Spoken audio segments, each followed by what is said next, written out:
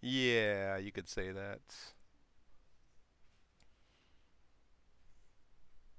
It's mostly Johnny stressing right now. Lily's actually been pretty good today.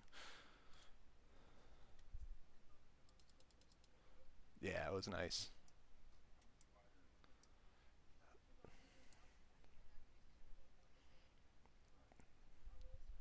There was a fire pit, but there was not actual fire in it at the time.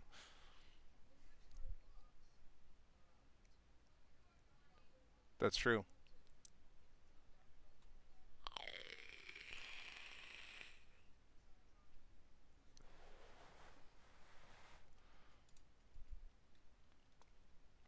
So it sounds like Melissa may not be home quite yet.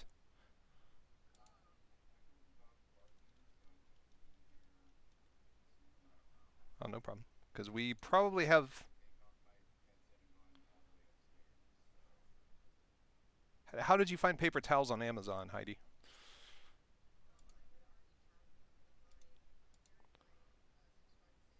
Oh. I have special eyes. We have we have three full packs left, plus like two or three loose rolls in the closet.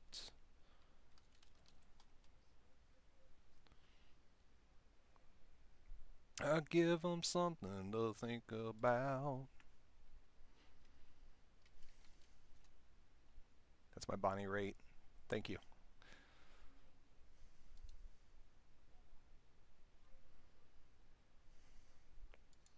Does Johnny need me upstairs? He has to start Steam. What up?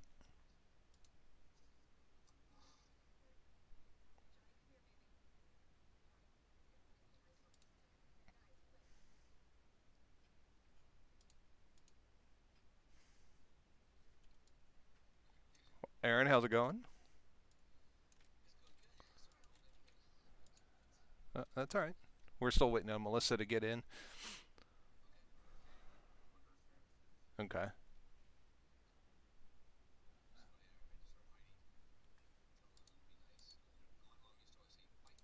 Fight nice.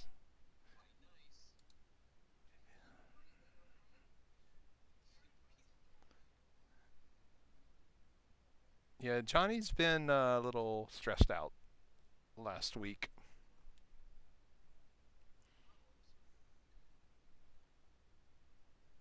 trying to figure out the best way to help him deal with that.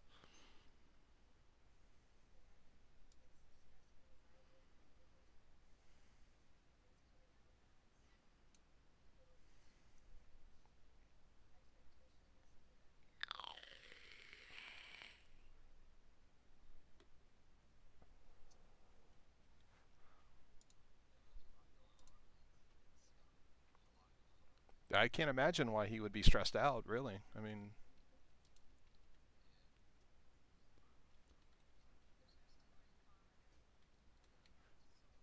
do you, do you, no? Why don't I just run upstairs real quick? That'll be a lot quicker and easier. I'll be right back.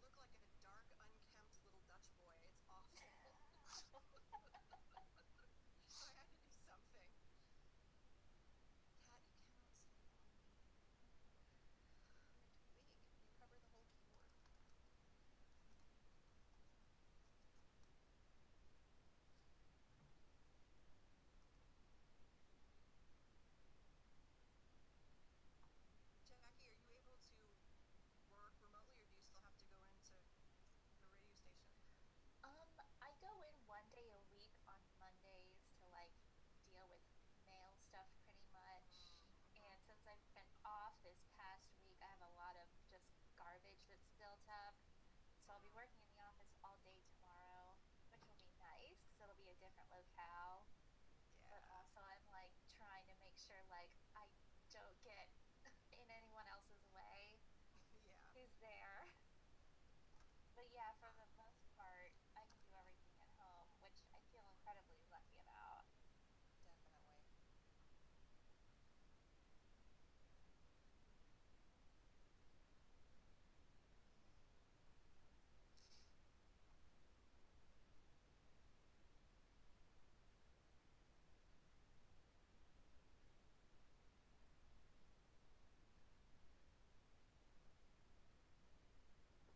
Guess I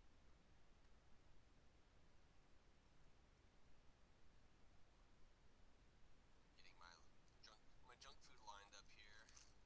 Oh, nice. I bet you don't have any right now. Oh, I have a fresh bag of root beer barrels. Oh, you're so cute. I love it.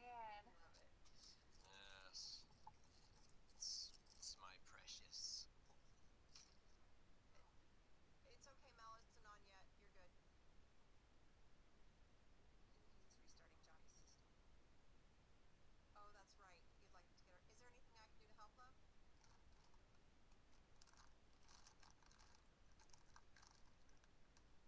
I don't know how to do.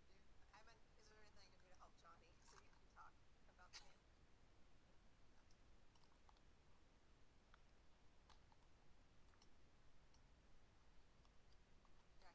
Yeah, you will soon find out how badly I suck at the online technical aspects of these things. Yeah, no worries. Most of us are new to it. This is also my first time doing anything that has any magic, so that's been weird to, get used to. But I'm really loving Entangle. That is a Great one. yeah, we love that. Yeah, That's Yeah. that one's killing it for us. Yeah. yeah. I'm excited about my last level up because it gave me a really cool feature. Oh, I need to make sure I finished my level up. Thank you for reminding me. What's your new feature? Well, now when I rage, I had to choose there's a fork in the road of what happens with my rage next, and Mm-hmm. so I have a like a totem, an animal that I relate with, that I kind of am gonna take over as like my animal guide, so to speak. Nice. And so I chose to be a bear, and so when I rage, I don't take damage. Oh my gosh, that's freaking awesome. Nice. I think that I read that right. I'm like, That are you? is like the best tank skill in the world. Yeah. Wow, I didn't even know about that one. That's amazing.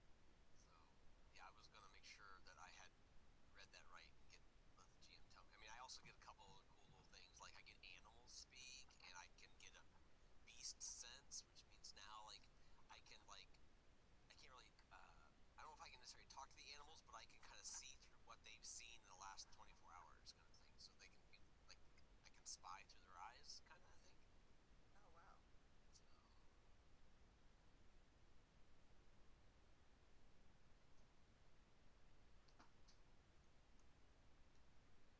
So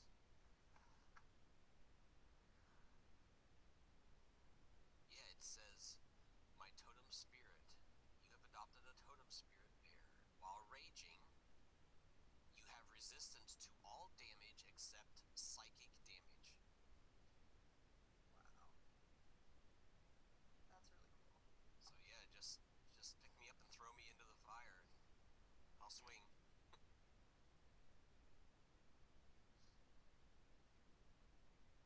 So, I not knowing spells or anything, maybe you guys know, all of my spells still say first level. I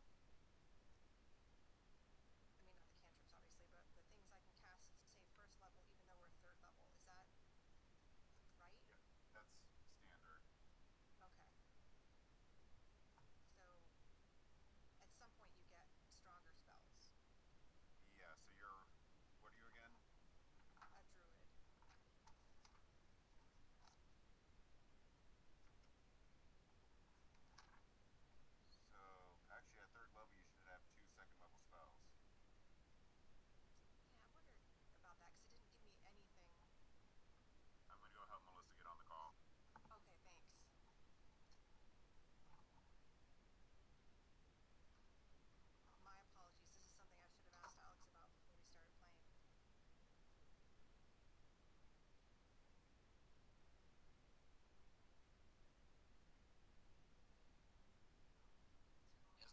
because like even I technically have two spells now because of my animal thing. So my Right. speak to animals is level 1, and then my beast sense is level 2. Okay. That was I was I was Hey, in baby. general. Hey, baby. So how do we get to the picture of everything? So I can only see Jackie and Aaron. There is a way to make them have the little ones, but I don't know how to do it. I don't know. Do what? You know, to have the cut up screen so that you see everybody instead of just whoever's talking. Oh, Yeah. yeah. Let's see, it took me a while. Let me remember how I did that. Anyway, I always click on the wrong thing and make it go away. I still got to get my pizza out of the oven. Ooh, I want some. That's what she said. Yes, she really did. And meant it. That's not a good shot.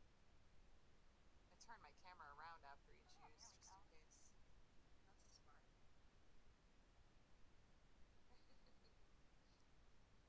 I see Jackie's pretty face. Hi, Jackie. Hi. Hi, Alfred Stacy. She's mad at her hair too, but I think her hair looks cute. It's that natural daylight, man. That's a good thing to have. Carry it around with you. It'll be perfect. Right? I don't know how to set it so I can see the pictures.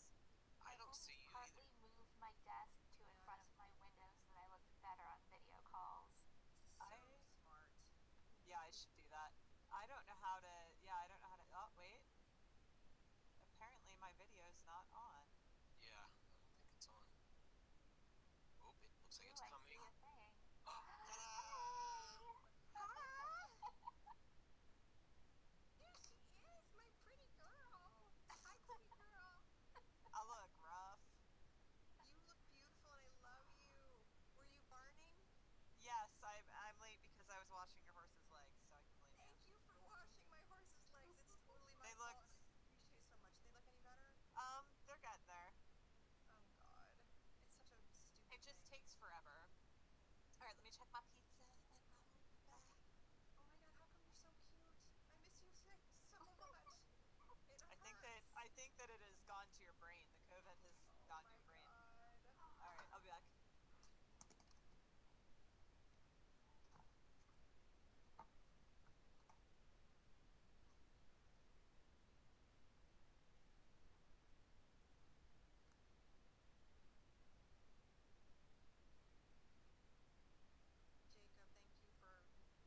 Jacob, thank you for not minding that she has to scrub my horse's legs and put stuff on them. That's what she does. It's barn. Really appreciate it. I'm glad we all can cover for each other.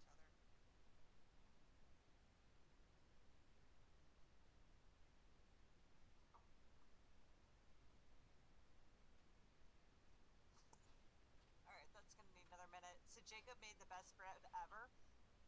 Nice. He made a pepperoni cheese beer bread. Oh, yum. It's almost gone. I like all of those things: cheese and beer and bread. Hi.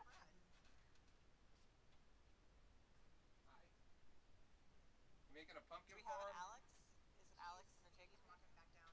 Yeah, he had to help Johnny with Half-Life. He was having trouble with his computer. So so it was good that you were busy. We used some of that time.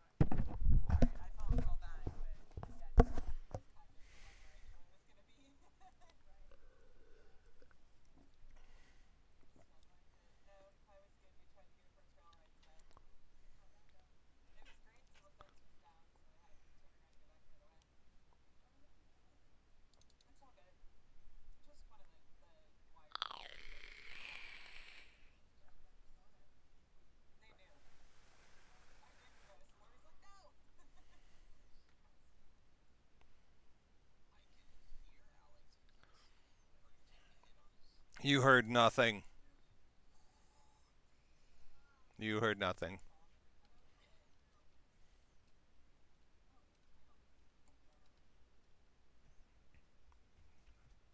You're the best! Why? What'd I do? You beat it! No, I didn't. I just started Half-Life. I didn't beat anything. Then why is it dead? I don't know. I love glitches!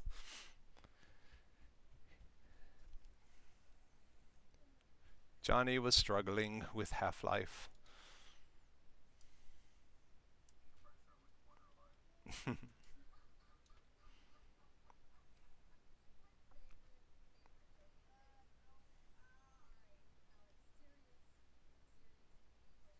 Yes.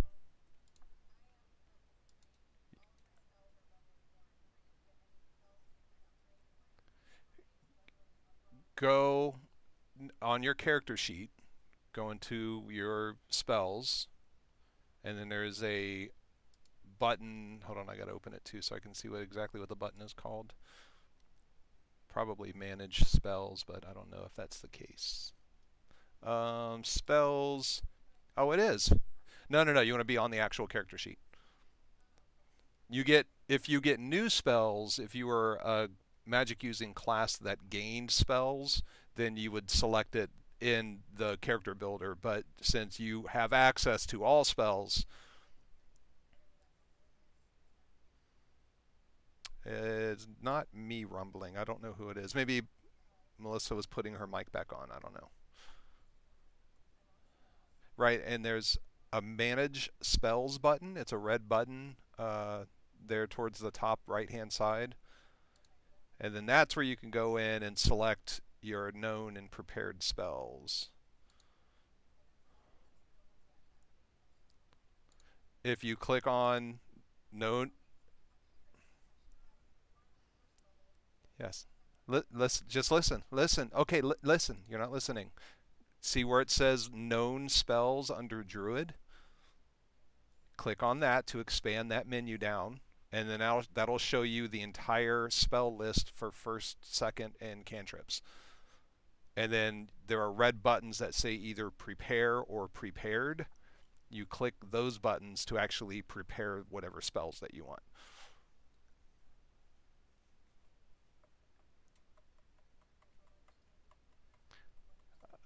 I'll be upstairs in just a moment. Oh, come up. Just listen. Is pick 2 second level spells, right? Did he leave already? Yes. Whoa, you're really high. Gosh darn it. So I'm real sorry y'all have to watch this, but I'm not. Oh my god. I'm not even gonna look. Barks? It's the okie dokie artichoke pizza from Wheat Penny, and I put chicken on top. Oh my god. Jackie, I saw that. I saw you thinking about what that would taste like in your mouth.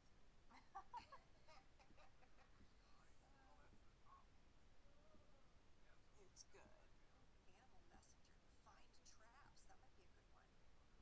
I don't feel bad anymore. Heidi's actually not ready, so I'm actually not late. Yeah, it occurred to me, how come everybody's got these cool new things? By which I mean Aaron got a cool new thing. I didn't get any cool new things. That. Because it used to be when I would hit, the next level, it would ask me to fill out what I needed. We got cool new things. We got Jackie. Well, this is very true. Are you excited about playing this character, Jackie? I am. I don't know what I'm doing, but it's a fun new way to not know what I'm doing. Did you pick a name? Yes, my name is Lee.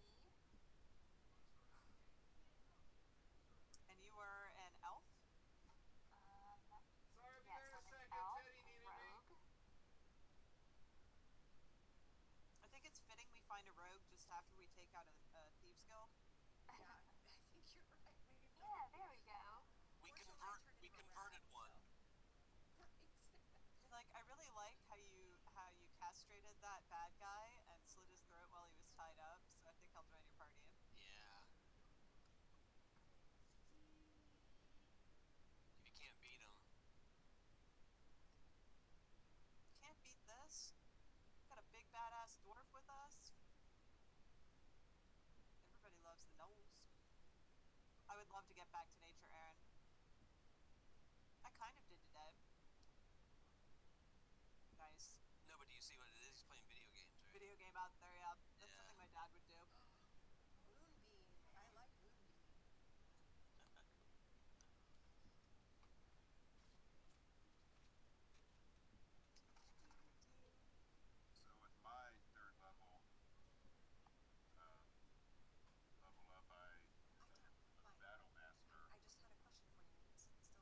Jackie, turn yours off. We're trying to hear. Okay, I'm sorry.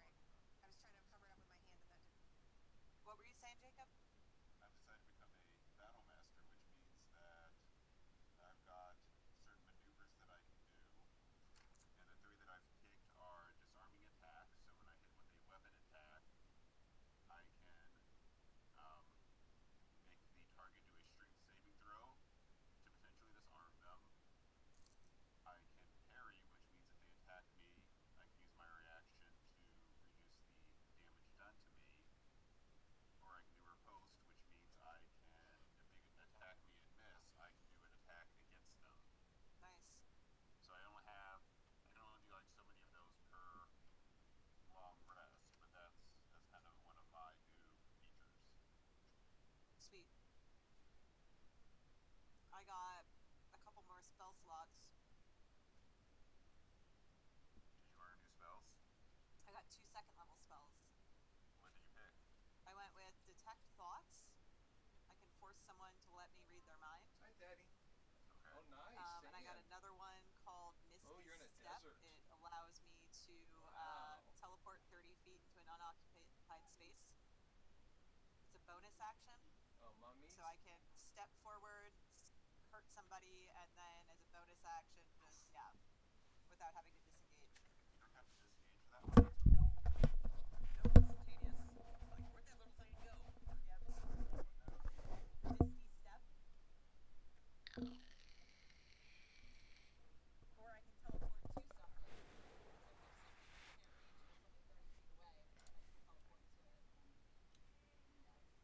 You know that it goes like on a level, or could you like go up? I imagine up just says unoccupied space. Yeah, so on that last scenario where you hit the floor, you could just have easily teleported up to the next level if you needed to quickly to avoid danger or to get you a better position. And also, since we've been doing, I picked Detect Thoughts since we've been doing a lot of interrogation. I can read the thoughts of certain creatures when I cast a spell as my action. Focus Mind.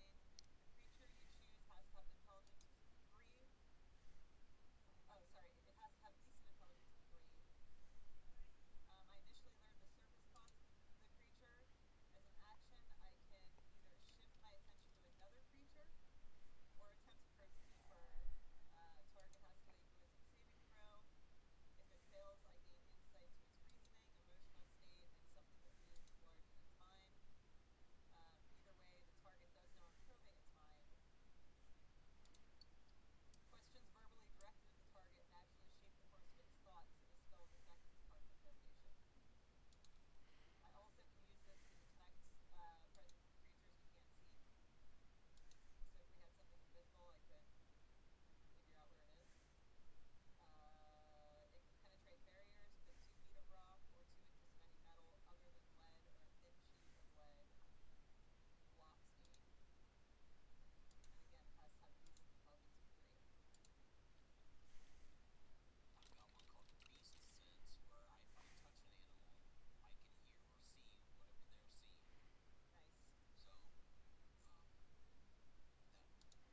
So it's not like I can like touch a bird and say fly and see what they're seeing, because I obviously can't fly with birds. So that would be interesting. I willing, yeah. I was gonna say, I was thinking how that would impact if with Finny. If I touch Finny, Hey. You do that at your own risk, my That's friend. a willing beast. it says willing bee, so I'll have to get it wrong. Yeah, consent is important.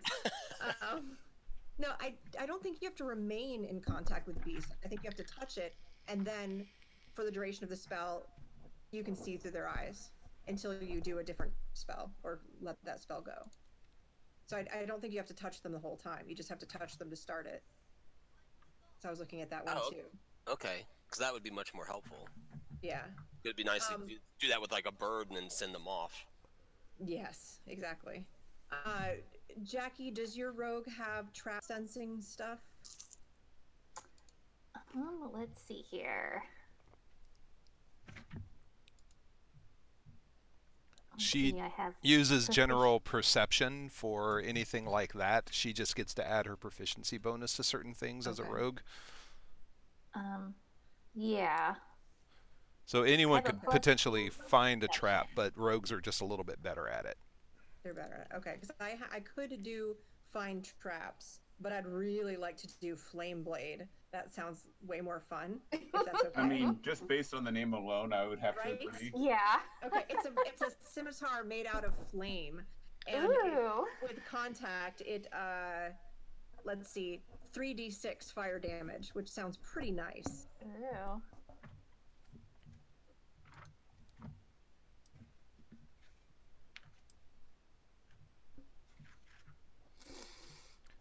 All right, I Jackie, think if I'm at I any think I'm ready. time have you come across any artistic representations of a rogue that you like that kind of fit what you're seeing in your head for your character? I haven't, but when I do, where should I copy paste? Well, I mean, you can paste directly into the Discord channel if you Okay. find a picture. Um, I need to make a token of some kind for you for roll 20. I had no idea what your character looks like, so I Let's couldn't see. choose anything in advance. I can send you a link to my Pinterest board, which is full of D&D portrait type art that you can look through to see if anything in there strikes your fancy, or you can use your own resources to try to find something. It's totally up to you. Ooh, no, I just saw a really cool one. So, Alex and Heidi, Yes. Mm. I need to tell you that an anonymous acquaintance wants you to know that the call you get from Brock Masterson's catering is a real offer, and you should take advantage of it. Like, are they calling everyone or us What did he specifically? do? It'll be you specifically. What did Sean do? Nothing. What Who's did he Sean? do? Oh my god, you are so full of it. What did he do? All right. Well, I'll have my phone next to me. I go ahead and turn my ringer on. The Brock Masterson? Like, is it going to actually be Brock, or is it going to be like a flunky? Because I have no idea. I Just only an deal with anonymous acquaintance wants you to know that when you get a call from that, it's a real call and you should take advantage of it. yeah. Oh my I god. only deal with the head honcho here. I mean, look at me. Do I look like a guy who talks to a flunky? No, I no. can't see. You don't have your camera on. Oh, damn it. I do actually, but OBS is using it for the stream, so I can't use it Okay. in Discord too. Oh, do we have wait. Am I supposed to be watching something on the No, no, you can see everything that you Discord? need to see. No, you can Okay. see everything you need to see, Okay. unless you want to look at Oh, Melissa. Malibu Stacy, look at you. Hell yeah. Oh, okay. That's me. I, Oh, wait, where is it? I Nice. need to how see are this. you gonna sneak with them titties? Hey, girl, hey! You won't And see I her use coming somebody's because you'll third be love busy looking code at her because I want to titties. get a good Right. discount. Mm-hmm. Right. Oh my god. That's why she only bought half a shirt. Now, how did I get back to that video? There it is. Yay. All right, I'm making you a quick. This is just going to be a temporary token until I can do an actual 3D one. But this will suffice for today. Okay. So You're I'll moving get it. everything to 3D, so I have to use the VR headset from now on. Yes. Won't you Oh my love it? god. Yes. Oh, I want to play D&D with VR and the gauntlet, the glove thingies. That'd They be have so that. fun. They have that already. Oh man, What? I'm looking Yep. forward to the raging headache I would be sure to get. Yes. Oh my god, I Actually, hadn't scrolled I down far find enough to that see this gorgeous map you I made. find that VR bothers me less than regular video games. Yeah, I don't get as motion sick with VR for some reason. Mm-hmm. It depends on the game too. I mean, modern games are going to be optimized to reduce motion, the getting motion sickness and that sort of thing. If you play some older games that have been modified to work in VR, then there's a greater chance that you're going to be feeling, a little sick. Well, when I play the actual VR games, I think what I notice is because the motion's more initiated by me rather than just Mm-hmm. um, Riding along. the toggles. Yeah. When I was a Now kid, I that's know how I how would Abby beat has motion to beat. sickness. Is I would pretend that I was the one driving the car, and I would like I sort of of, course rode my horse next to the car. yeah, I would just pretend I was actually driving the car, and for some reason, that mental state of feeling like I was the one controlling it helped alleviate the nausea. Set dimensions. Okay. At set. And let's make you a character sheet. Add character. Your name is it Lee? L-I? Yes. Edited and controlled by Jackie. And save that. My chewing's not loud, is it? I tried to move the.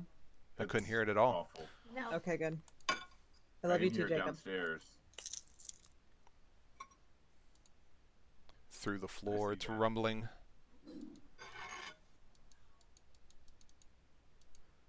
It's my favorite pizza. I'm Commander Shepard, and this is my favorite pizza on the Citadel.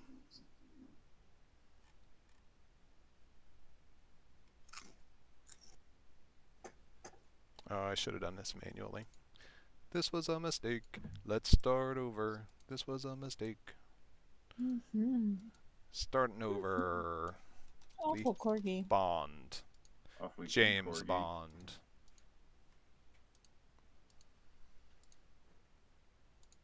Edit sheet directly. Okay, class. We are a I see roguey. your alcohol. 3. You're one of those. Oh wait, actually, Jackie, it's thinking of you. this. Hmm.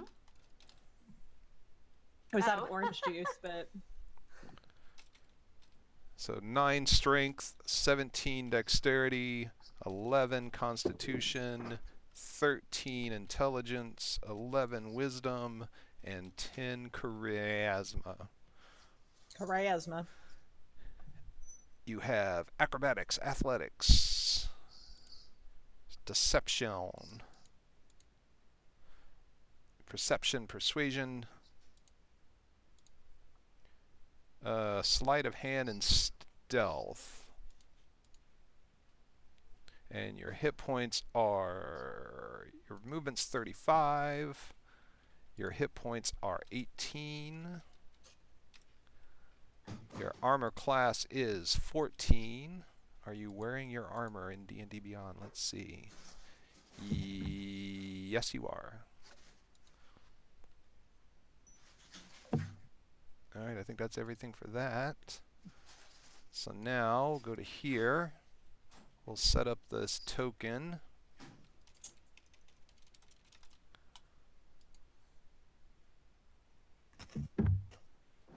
And we'll edit it.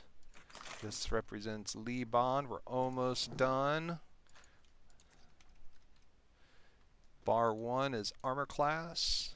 Bar 2 is movement. HIJKLM. Move, move, move. That's not actually in there, so we'll type it in manually. 35. Red bar is hit points. You're an elf, so you get dark vision. No puppy. And that's going to be according to the sheet. Save. Done. All right. So in roll 20, Jackie, on the board right there, you have a token on the board that you can now control. And oh my God, Thoradin has a lot of hit points compared to you. Where is he at? He's right in the same group that everyone else is by the docks. I don't think I can see his hit points, though, can I? You shouldn't be able to. It's none of your business. That's You're my Nunya. business. Your elf has 18, so how does she have 18 and the wizard has more? How does that work out?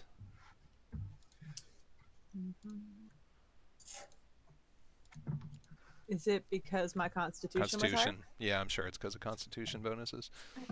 I always So, blame the Constitution. yep. So, are you able to move your token around on the board? Let me test it out. Yes. Yes, perfect. Um, Now to test the other cool thing that we can do you have D&D Beyond open right now to your character sheet? Yes.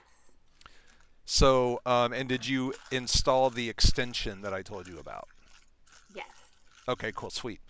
So anywhere on your character sheet, um, you are going to be able to roll into Roll20 from D&D Beyond. So, for example, if you clicked on your under actions, you have your daggers and your rapier and your short bow. And there are little pictures, little icons next to each of those different types of attacks. If you click on one of those things, it'll roll it, your attack and your damage roll, into Roll20 automatically. So why don't you go ahead and Oh, test that? nice. Okay.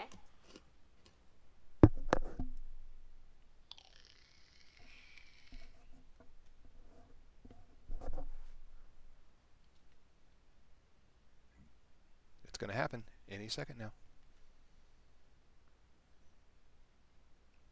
This is very exciting.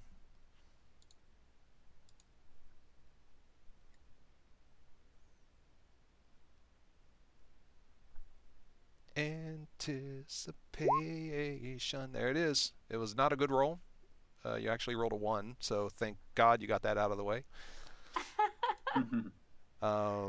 But yeah, so it works just like that, and that's true for pretty much anything on your character sheet. If you need to make a strength check, you can click directly on strength on your character sheet. If you need to make a saving throw, same thing. All the saving throws are in that box. You click, and it'll go right to Roll20. All of your skill checks, same way. Just click on it. It'll send the roll to Roll20.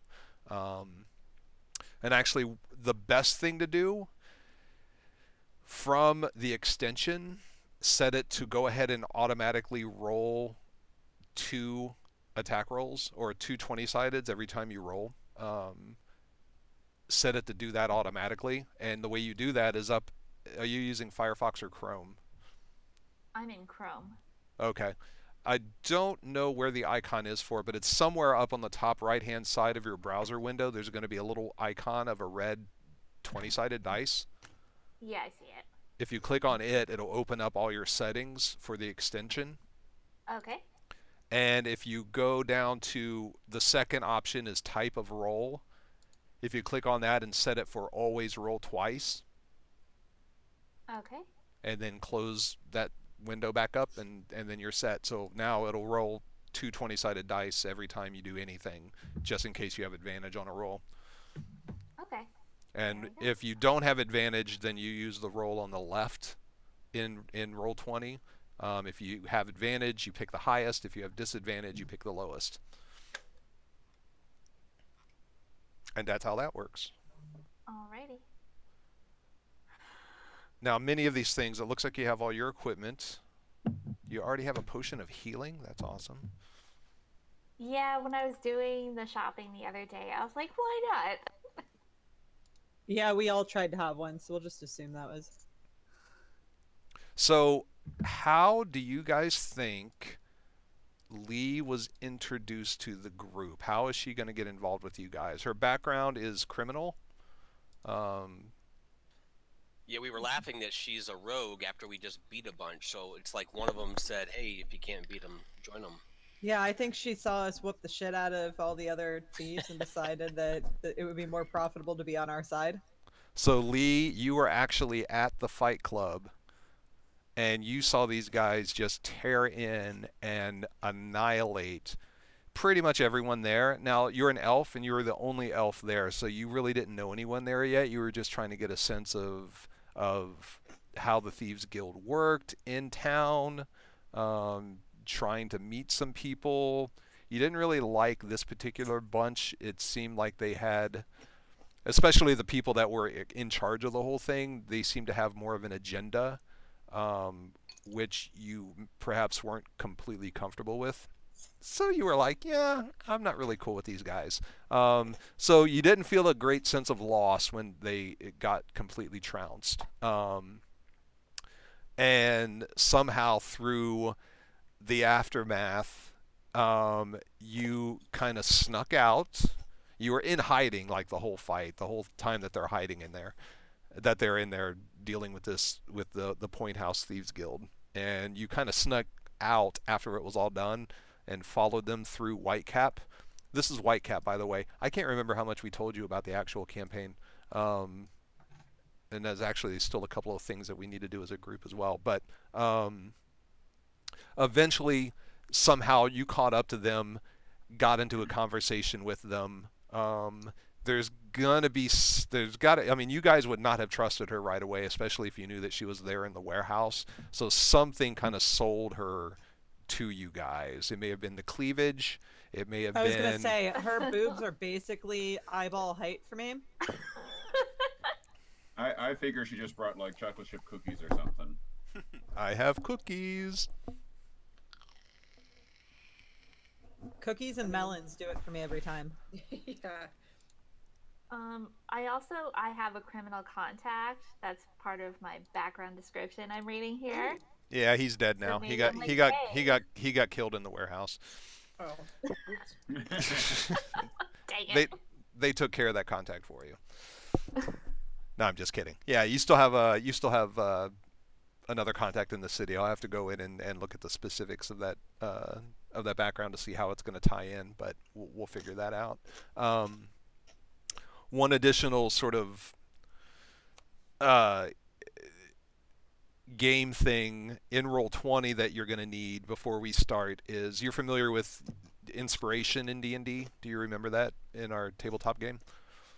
Yes, I know you can sometimes get a point of inspiration from the DM. Right. For this campaign, for my campaign, I came up with the use of what are called inspiration cards, which is a deck of cards that you draw from as a character, and you have a hand basically, and every single card is different, and you can play an inspiration card anytime that you want to during the game. And there are different rules as far as how you gain new cards and how you can get rid of cards. But so you have up to 5 cards in your hand at any given time. What are you indicating with the purple arrows? Cards. Yeah, but see, that's different on my screen because right now you're pointing to Yeah. Jackie's name on Yeah. my It's the screen. Northern Waste. Yeah, it's Jackie's name. Well, I click my name and that my cards open up. Yeah. So what I'm going to do is I'm going to deal you your first 2 inspiration cards, and they're going to show up in Roll20. See how each of the players, they have a blue rectangle with a number in it Why are you over their trying to steal name. my shit? I didn't mean to. Yes, I'm sorry. I do I'm see so that. sorry. Okay, that's Say their no. their hand of inspiration cards. So I'm going to deal 2 cards to you. Okay. So you'll have your first 2, and you can click on the rectangle to open up the cards. What you don't want to do is drag the card out and throw it onto the map because that'll remove it from your hand. Just click on it in the window and it'll make it big so you can actually read it. Okay. So there are your first 2 cards. Oh, there we go. Okay. Ah, okay. So you got Favor of the Unholy. Now the way these god-oriented cards work is that if you worship the god that card is for, you can do 2 of those things before you have to discard. If you're not a worshiper of that god, then you can only pick one of those things and then you discard the card. But there's some pretty good things with Favor of the Unholy, and then you got Vital Shot. When you strike a foe in combat, you play the card. That foe has disadvantage on combat rolls for 1d4 rounds. All right. So yeah, you can play those cards at any time. At typically how it works is that at the end of a session, you can choose to discard one or all of your cards, and then you can also here, why don't I just open this up? The handouts, campaign, inspiration cards. These are the rules. A window should have just popped open for you. Yes. Those are the inspiration card rules showing you how you can use them and how you get more of them. So you can look through that real quick. Um, and now you have a token, and so I think all that is good. So now let me open Cool. this up. Oh, that was the other thing I needed to do. We need to figure out each of the birth dates for each of your characters. Do you want to just do it randomly? I'm fine with random for mine. Yeah, Random sounds random good. is fine. I'm All right. sorry, I was reading. What did you say? That's okay. We need to figure out your birth dates for each of the characters. 420. For astrological signs at 420. Basically for your Like tomorrow. Yes. Tomorrow's 420. That's right. To figure out your Pleiad, because not only that can affect certain inspiration cards that you get. If you happen to have if your Pleiad is the same as one of the inspiration cards, then you can do a little bit more stuff with it. So this roll will be for Jacob. So you were born on Lifris 22nd, and your Pleiad is Themis, the Oracle. And I will have to Are there any record water that signs? somewhere. There are. Give me just a moment. need a I'll water open up sign. the I want a fire appropriate sign. document. So you do Yeah, want to how gnolls are, choose. I They knew only it. birth. Well, you know all the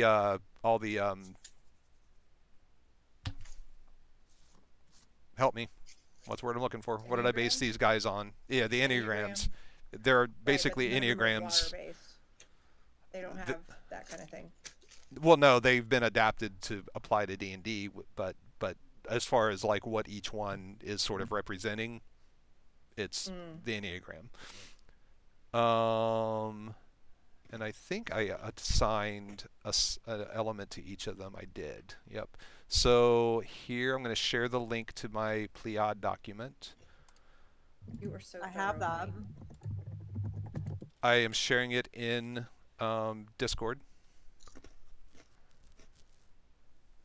Hathos the Pure would be the water Extra one, Heidi. planar. Hathos the Pure. Soulless Day and nice. Yeah, there are 4 days in the I don't year have the whole where thing. if you're born on that day, you do not have a Pleiad representation, and you Nifty. are called soulless. So, like redheads. Nice.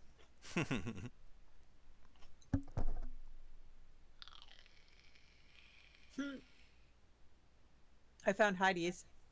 What is it? Wait, why am I guess I'm not looking at the right thing. 7, Few Are the Mutable. Busy, fun-loving, spontaneous, versatile, distractible, and scattered. Oh, Jesus. Form is a Thanks fox. a lot. Ah, perfect! Oh my god. Metal is copper. Yeah, Extroverted, that's- optimistic, versatile, and spontaneous, playful, high-spirited, and practical. Well, fuck, that's actually me. Misapply many talents, becoming overextended, scattered, and undisciplined. Well, Constantly shit. seek new and exciting experiences. Can become distracted and exhausted by staying on the go.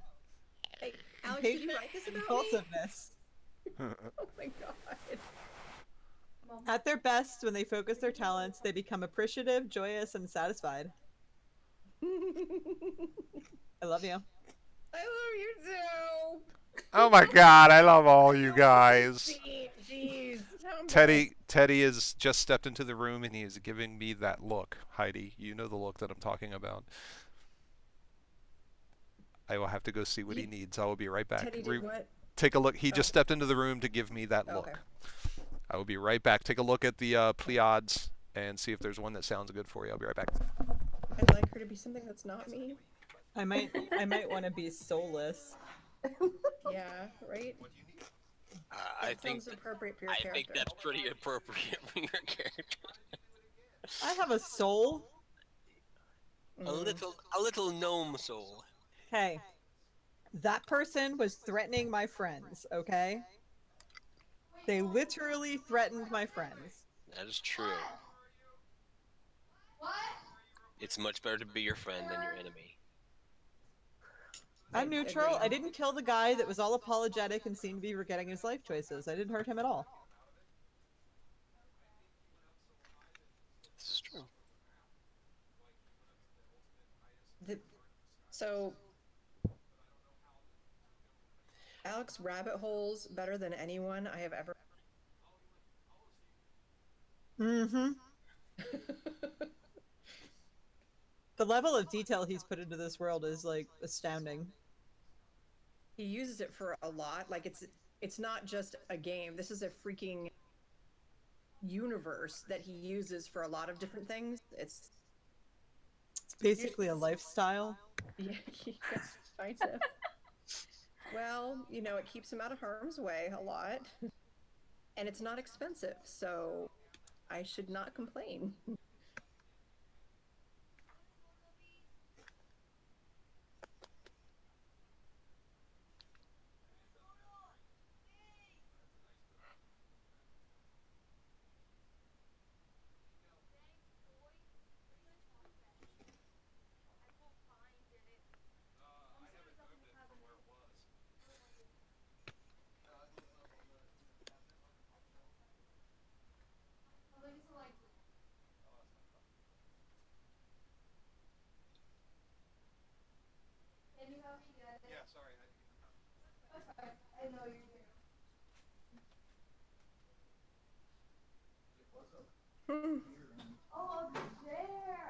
These are beautifully adapted Enneagram.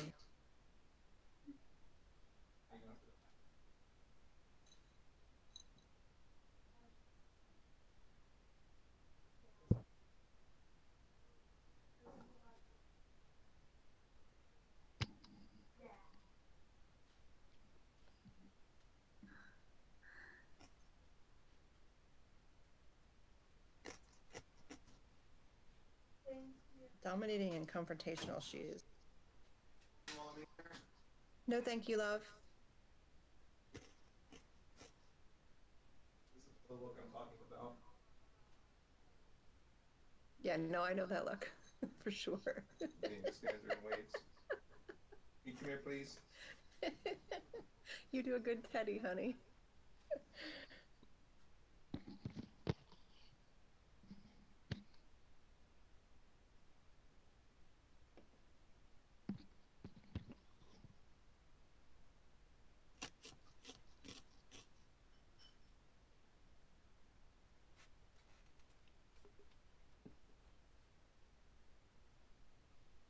Look out, Jojo. Beep beep.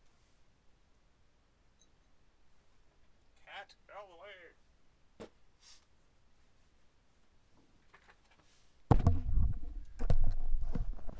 Okay, I'm back.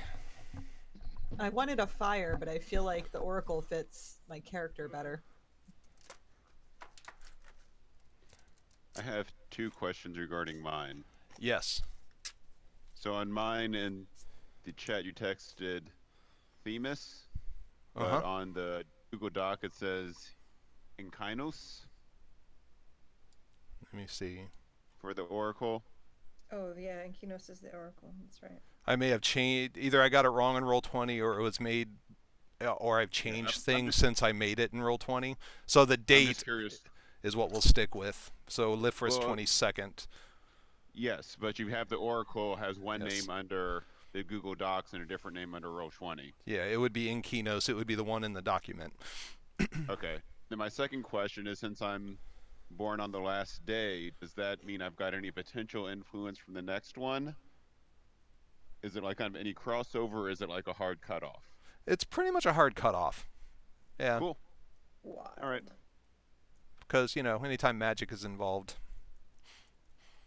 I don't know. That's why I asked. Yeah, magic is involved. So, but if we don't have to go with that one if you've seen another one that you like a little bit more for Gareth. No, I'll go with the random.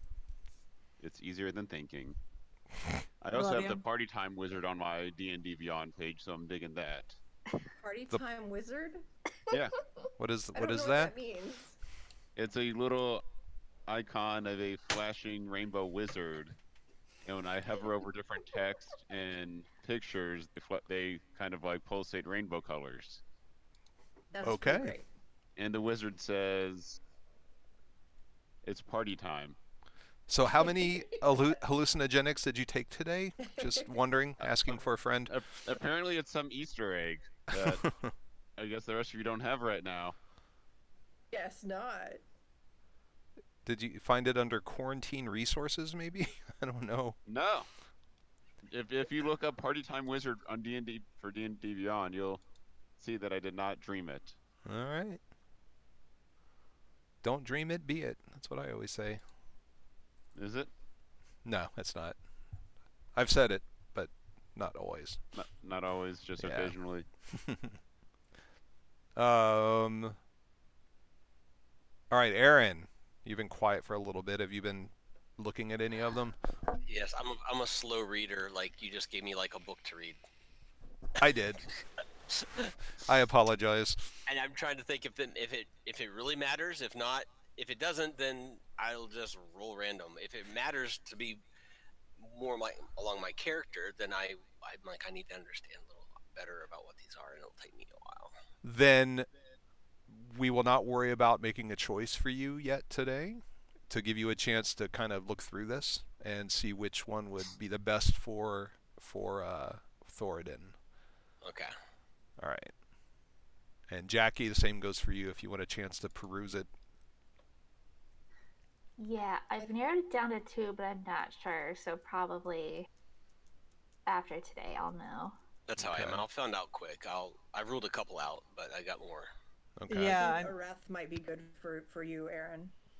The I'm number 8. between that one and 5. So give me time to like really read them carefully. No problem. And the best I'm thing, between 5 Jacob, and 8. when you were talking about random is easier because you don't have to think. If you're ever so questioning how your character might be feeling about a certain thing, there's a table up at the top that I made called decision rank, and it's modified by your charisma, and you just roll a d20, and that tells you how you're feeling in that particular moment, going from level 9 at your worst to level 1 at your best, and everything in between. And in the descriptions for each of them, it tells you exactly what that level means. So if you're ever trying to figure out how would Thoradin, or Gareth or anyone respond to this, that might give you an idea of, okay, he's feeling pretty shitty today, so he's probably not going to respond well. Okay. Nice. If you're ever like just not wanting to choose, or if you can't choose for whatever reason. I think Vinny would be Bythor or Athos, probably.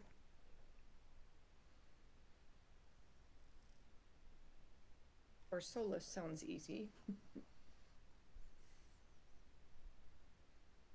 I still have not yet determined. I want there to be an actual thing with the soulless, but I haven't figured out what that is yet.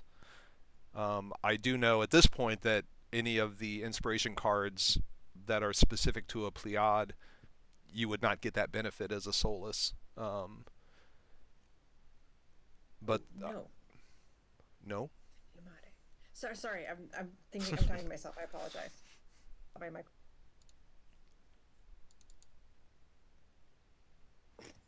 All right. Where is this inspiration card to be opened and closed if I want to look at it later? In roll 20, it's on your It's in right your above hand. right above your name in your hand. Like same thing where same place where your cards are for mansions. Yeah.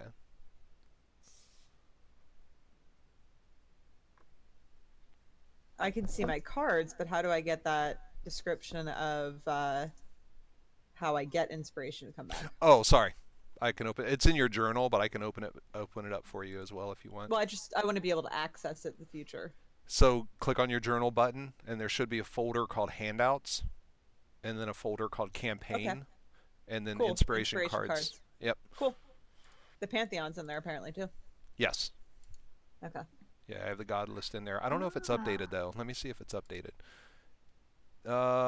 It is not updated. Oh wait, no, it is. Yeah, they're all in there. Oh, I could have just looked here to decide what I was doing for my spells. Nice. All right. Sweet. Thank you for that, Alex. You're welcome. Hey, I'll take that Areth, the number 8 there. Oh, you made a choice? Yeah. All right, let Heidi me write pointed that me down. right down the good path. That makes sense for my character. All right, Areth. So you were born between Talis 12th and Cambris 22nd. So, roll a D. Let's see, how would that work? 33. Roll a D33. Do you know how to roll customized dice in Roll20? Well, advanced dice roller. Yeah, if you hit the player dice tower, the player dice button, it'll give you a Yeah. D question mark question mark. You can enter in how many sides the dice has and roll it.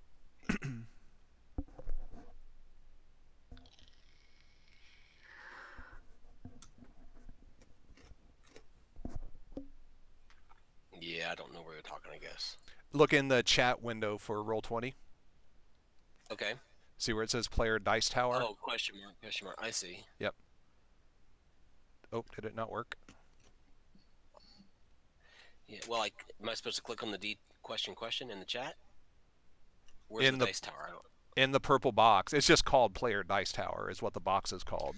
Okay, yeah. So But- I clicked on D 2020 or D question, And it just came up gave with me a that. box. And Right, and it says number of dice. If you click on the D question mark, a new window should pop up saying number of dice, and then you enter in how many dice you want to roll. Yeah, I don't see that. I see a pound PCD question.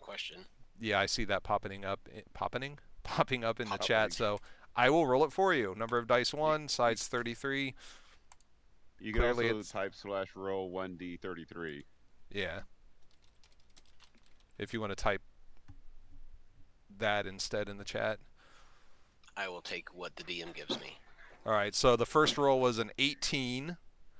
So 12 plus 18 is 30. So you were born on Talis the 30th. Okay.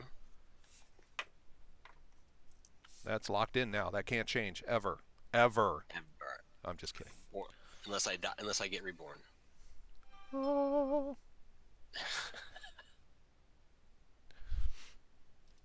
All right. So I think we ended up, and Jackie, feel free to interrupt with any questions or anything that you may have during the course of this. Since this is your first official game, welcome. Welcome, Jackie. Thank you. Down at if you wanted to peruse the world map while I'm setting things up, it's down here at the bottom of the Roll20 page. There's a higher resolution one that I can share too, so you can actually maybe read some of the locations. And he did all of this, Jackie. This is all Alex brain. Because I'm This is not a obsessed. prefab. Right? This campaign world I've been working on for the better part of probably 20 plus years. So I first got the idea for this campaign world. Actually, it's been more than 20 years because I was living in Houston doing the band thing at the time with the first incarnation of this, but it's changed a lot since I first started on it. But yeah, I've had a lot of time to add little things to it. So I think last time when we ended up, Gareth wanted to go and speak to his parents. Mm-hmm. Yeah. About the reputation and activities of the Tullamore. And when you do so, you get two reactions out of them. And before I say what the reactions were, I need you to tell me which of your parents are which parent is tougher and which one is easier on you?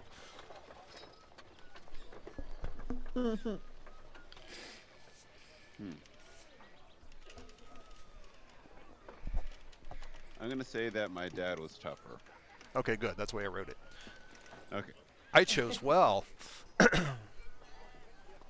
So when you're asking these questions, your father is rather distant. He just sort of blows your questions off, and he just straight up tells you that you need to stop questioning things, and when the hell are you planning on going to work for the family rather than going about punching things.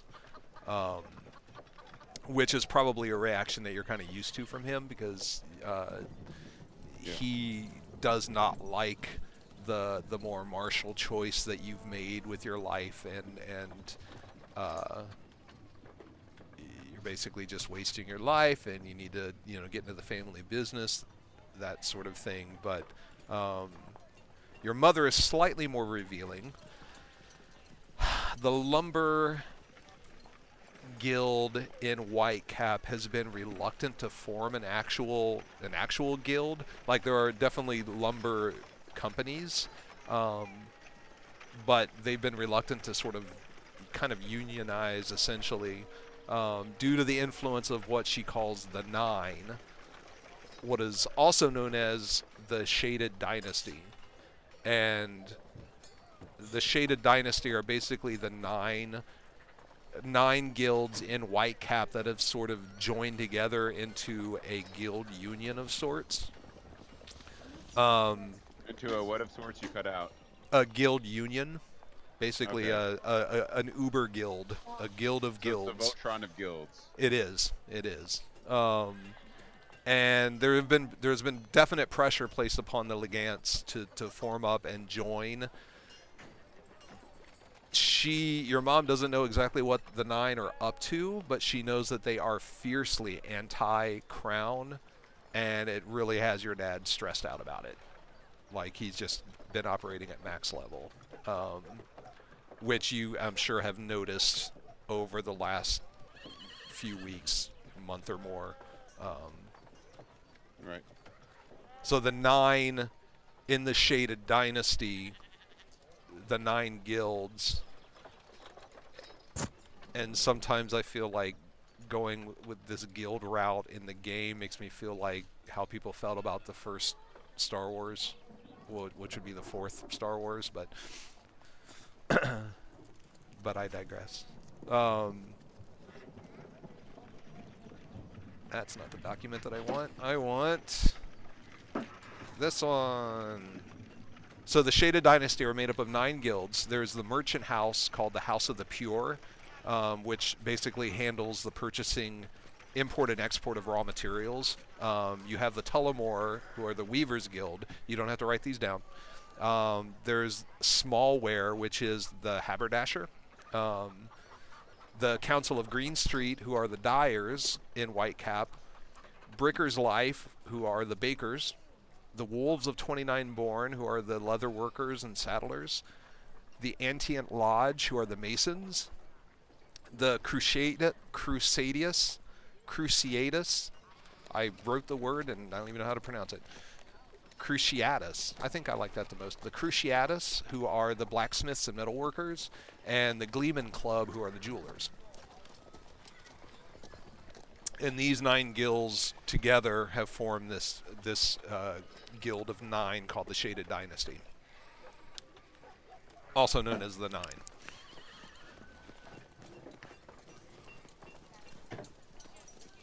Now, the other thing that the group was talking about last time was kind of going official with the group and starting work as sort of an official guild, mercenary guild in Whitecap.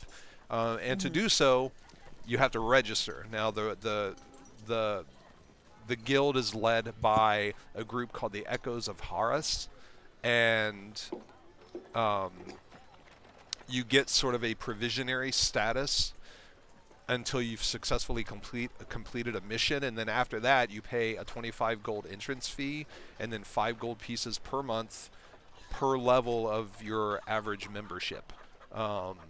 And as sort of what you get in return for that payment is you get access to the guild hall, which is in the Gray Slab district of Whitecap. You get better job opportunities, and you get access to the guild's smithy and their equipment stores.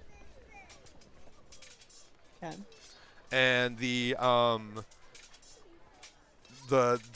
leader of the Echoes of Harris is this guy named Filion, sort of a charismatic, roguish type, and he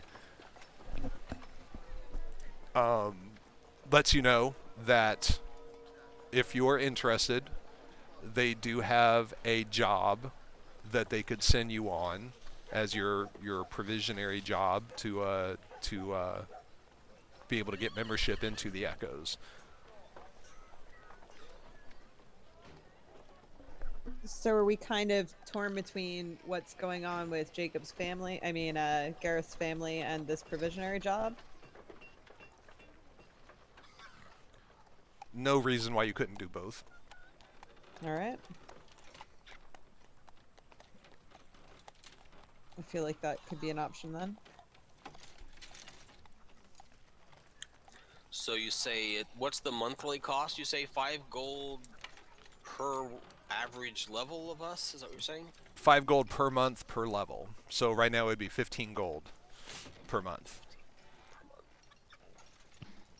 Or we can just look on a message board and get jobs. Yes, you could, although the jobs would not be as lucrative, and you would not have the side benefits of having access to the guild hall, the smithy, and the equipment stores. Is that gold each or for our group? That would be for the group. That's not bad then. Yeah, that's not bad. What about when do we always have the chance to turn, or we always have the right to turn down a job, or are we expected to do a job? Like if it goes against our moral or our view or our alliances with other people, would we have? I mean, do we have the option to decline it? Once you've established yourself and build up a bit of a reputation, then yeah, you would have the more freedom to pick and choose. I don't like the idea of being told what we have to do, and I don't know. Lucrative jobs are great, but this first job that they want to send you on, this provisional job, there's apparently a cargo ship setting sail for Cyranor, which is the capital of Delafran, the kingdom across the Wyrmheart to the southeast. They're carrying some sort of precious cargo, and the ship happens to be the same ship that Finney served on.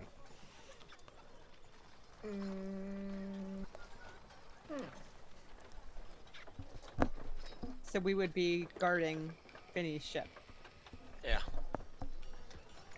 that's I'm not opposed to being an official guild. If we can make choices down the road, all we We gotta do can is always leave the guild if we feel like they're always stop asking. making our monthly payments, right? You could. the ship I grew up on, or the ship that I interned. The Tonn Bogha, however you pronounce it. Tonn Bogha.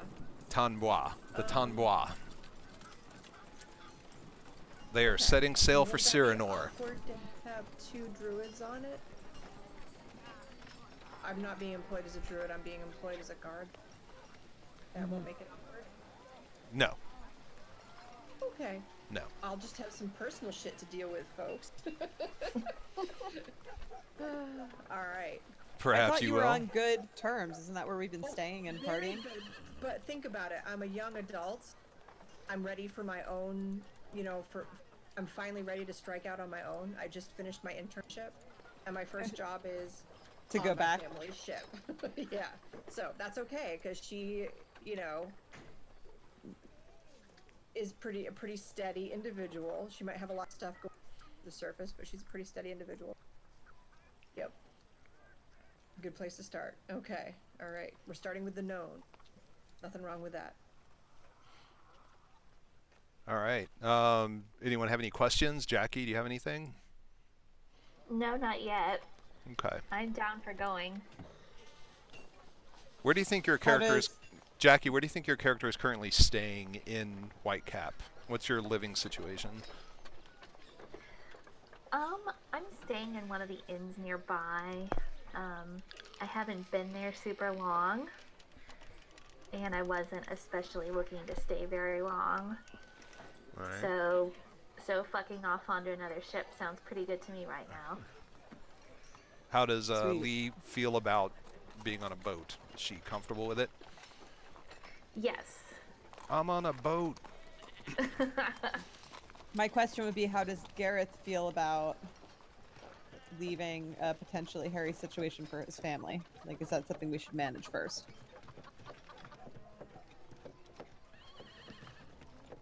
I mean, this is something my family's been dealing with for a while, and that's just. Might not be a bad idea to skip town after kicking the shit out of the Thieves Guild. And I don't know what I can really do to help my parents right now, because this is embroiled in their business, and they've kind of not really brought it upon themselves, but that's just part of the price of running a big business in Whitecap. Yeah. All right. And they're not I gonna certainly have no. they're not gonna listen to me anyway, and my dad certainly doesn't want my help, because all I'm doing is just screwing around. So Do you think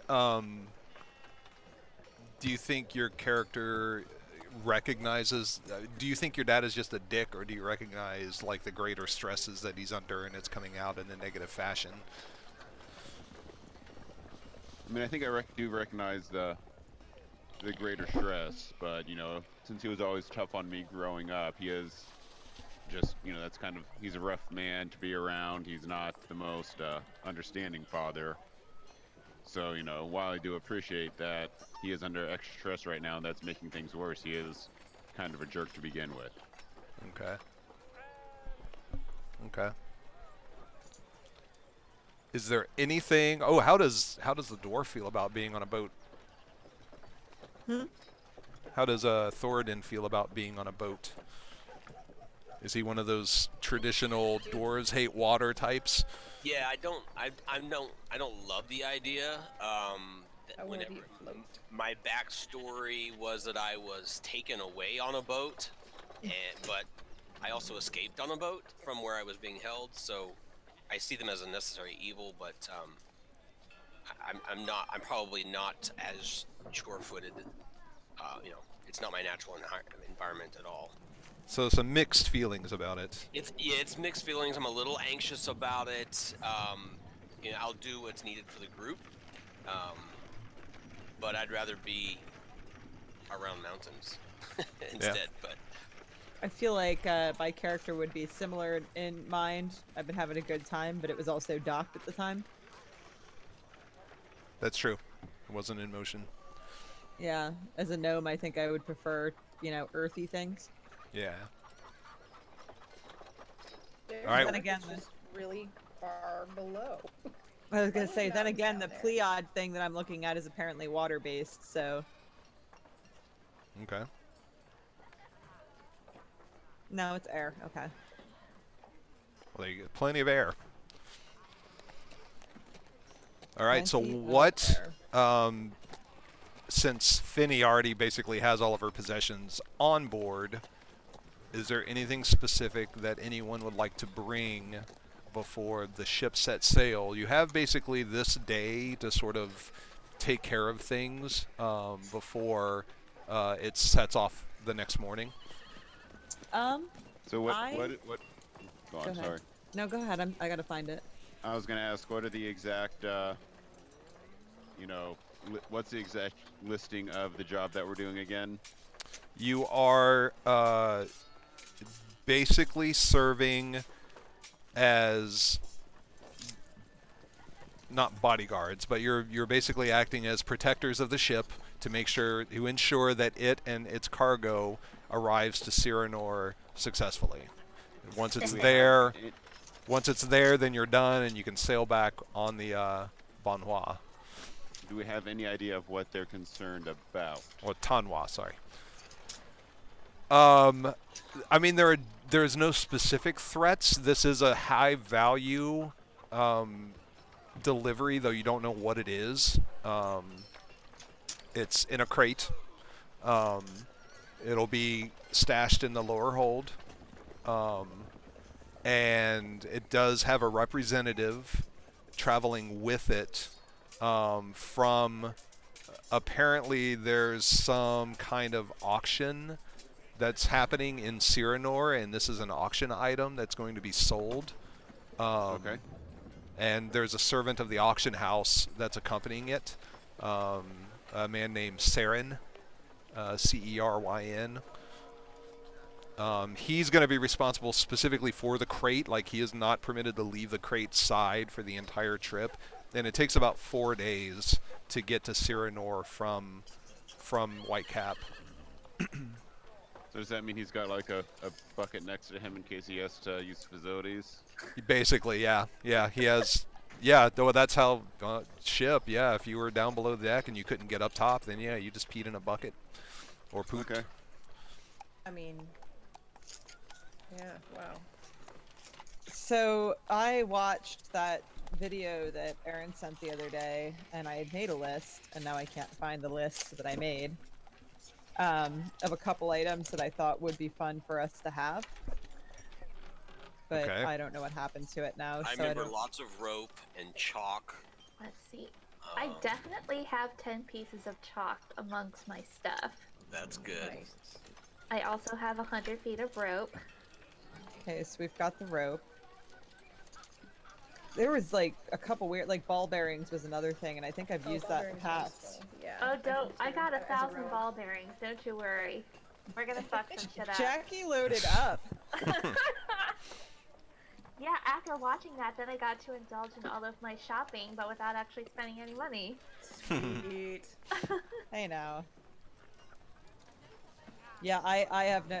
We'll just go with it for now, and I'll rewatch it then. Again, I had made a nice long list, and I, in my fuckery of my that is my desk, can't find it. So I also have a grappling hook perfect. That was one of the other things. and a pitten. Actually, multiple pittons. That was the other things we needed. Whatever the hell those are for.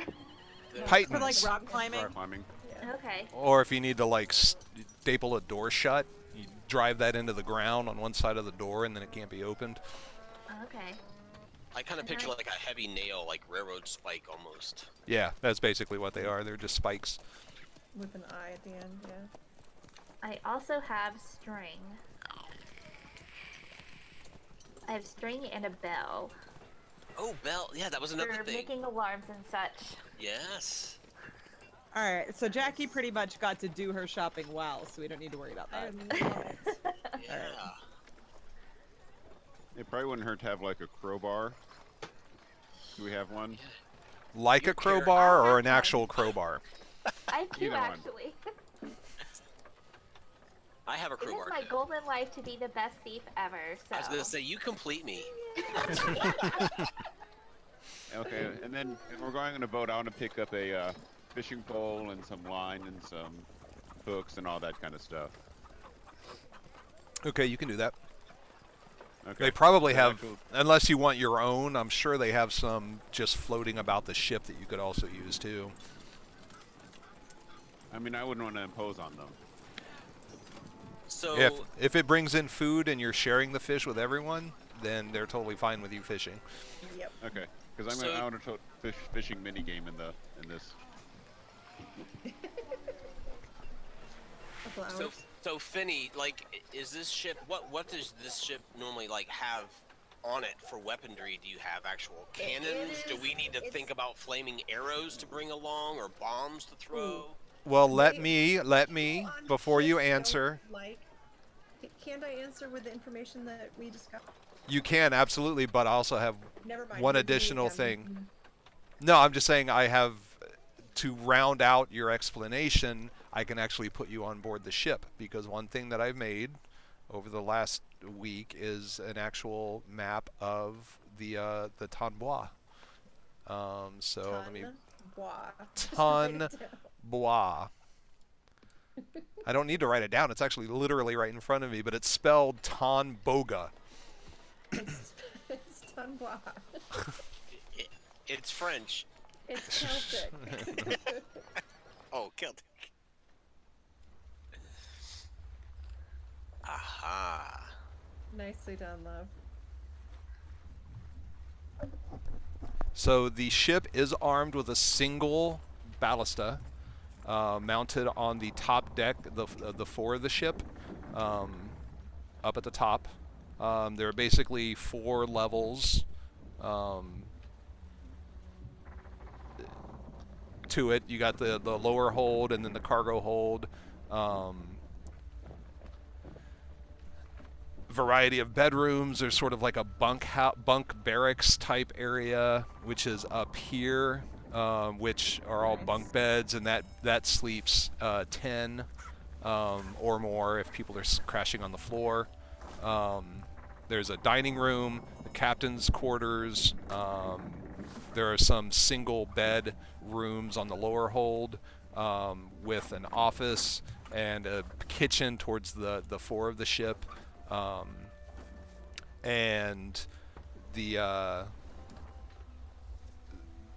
pilot is typically at the wheel on the upper deck there in the rear.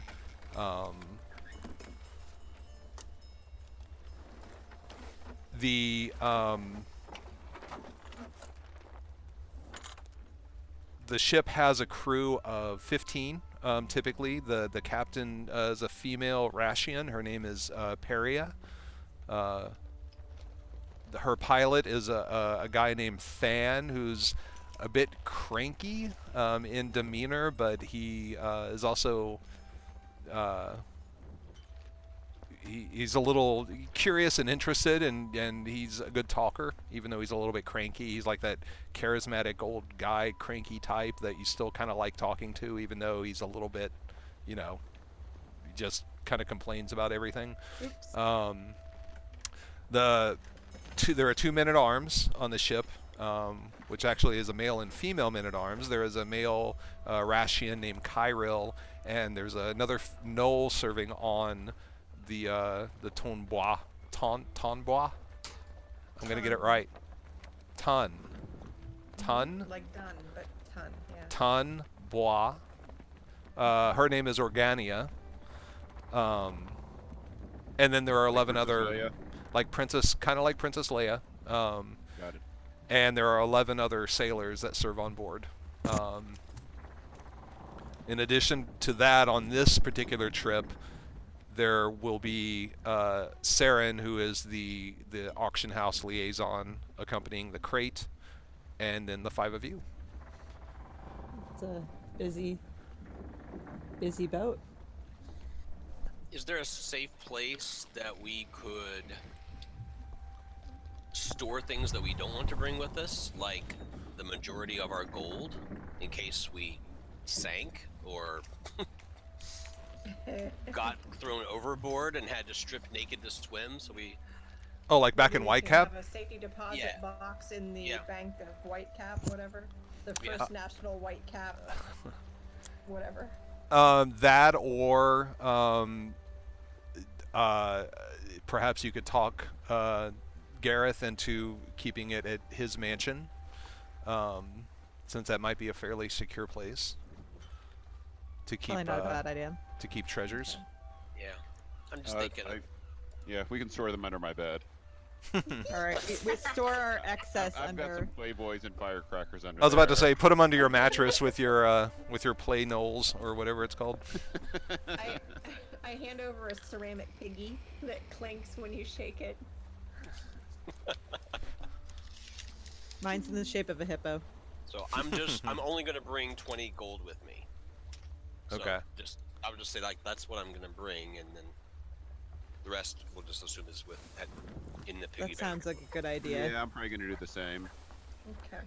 Is there any way to mark that on the sheet, or does that Just keep Just track know in it. your head, yeah. There is a notes section in D&D Beyond. It's in the same area as your actions and equipment and all that, where you can jot down, little things like that. Sorry, I haven't played long enough to know how evil the DM is. I've had DMs like say, and you lose everything because you have a shipwreck and you strip naked or drowned. I Just- keep a couple coppers on me too, because I need those for spellcasting. Just because you ask the question, you lose everything. Oh hell! But That's just how- you, only you. Just you. That's how hardcore I am. You are now naked and drowning and very poor. Nice. These sailors, aren't they? I know they're depicted by humans. Are they all gnolls? No, just Organia is the only knoll right here. That'd be really weird since I grew up with my family of gnolls. I didn't know that you grew. Is this the same ship that you grew up on? Yeah, this is not the one I interned on. This is the one I. So when I okay, interned no, on, it that's. was over on the ocean. I can easily replace some of the sailors with gnolls. I didn't name all of them. The only ones that I named were like the named positions, No like worries. captain and pilot. So what? I did not even refer to your specific background. I didn't know that you. I didn't remember that you had been on the ship for that long. I thought this was more like a recent thing. If you want to, we can just say that this was the one I interned, and that would be that way. We don't have all of my familial connections and the druid that was. I mean, this was the ship I apprenticed as a druid. That like I was their practice druid, and that would probably be a lot easier than saying that it was the ship that. And you can just leave the name the same. It doesn't matter. Okay. Well, we can. I mean, we can. Change it. Let's just go with it. Yeah, we can just go with it and it'll be fine.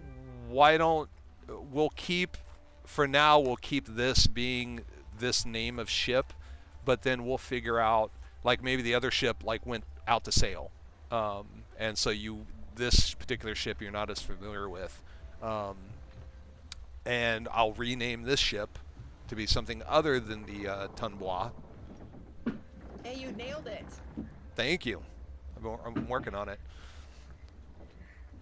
For those interested, this is a Terragirian caravel. It was a cargo class, and it was completed in 1631 at the Triano shipyards. The Triano is the capital city of Terragir, also on the Wyrmheart coast, but way down to the south in Whitecap. In Terragir, away from Whitecap to the south, but. Because I like little tiny details like that. I would show you the the thing I've been working on the last day or two are I built a spreadsheet and I'm trying to build a graphic flowchart of the evolution of religion from the very beginning to current, and where all these gods evolved from and how they were sort of influenced by earlier sort of beliefs and mythologies. So that's what I do. This is why Alex doesn't sleep. Yep. I sleep, just not at the same time as everyone else. Yeah, you were like perkier than I've ever heard you at 2 o'clock in the fucking morning. We're all like, huh? Oh my gosh. Yeah. Yeah, I don't really start peaking until around 11. Is that the new name of this That's particular the one boat? that she apprenticed on. I looked it up in my description. Okay. It means the happy narwhal.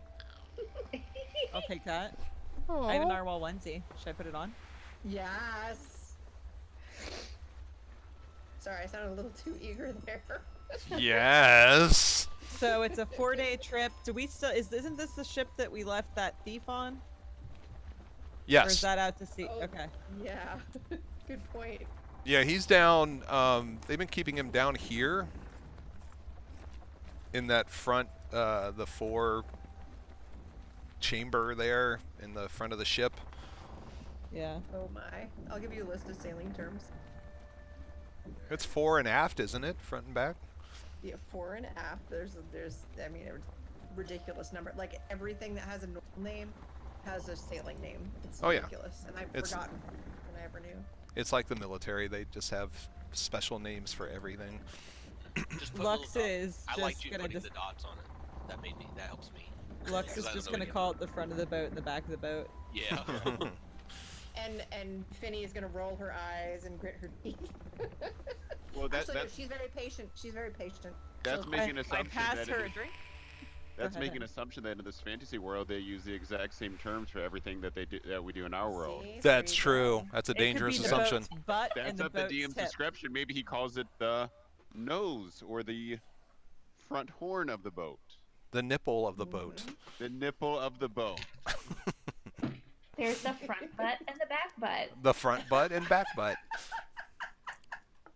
Weirdly enough, the front one is the one that's in the back, and the back butt's in the front. Oh. I mean, Yeah. I'll be on the sailors, who fupa knows? of the butt of the ship. The below butt or above butts? I'll be hanging out by the pearls. All right. Okay, so we are shipping off to Yes. Boston. Shipping off to And Boston. I want to take 5. Take a bio break if you need to, because this next section we're going to be seated for a while. Go get a drink and use a bathroom, and we'll be right back in about 5 minutes. Okie dokie. All right.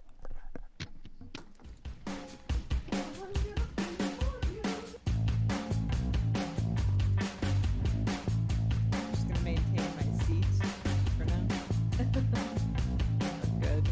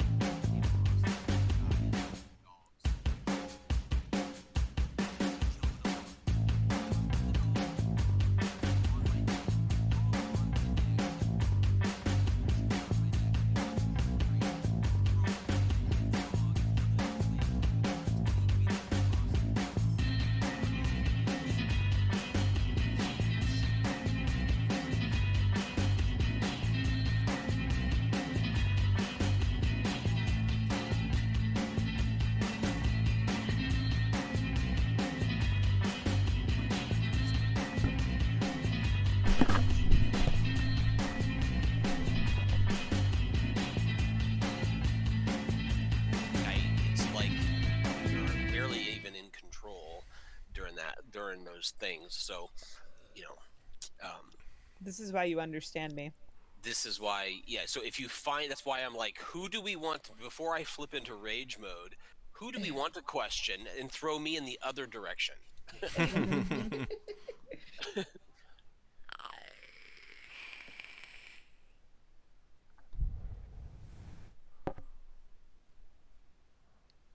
Because I'm just one level more closer to human from like a raging bull at that point, right? It's all rage and just disaster and destroy. You're the gun. We just need to aim you. Yeah, just aim me in the right direction. Yeah, because I will go off. More like a cannon, I think.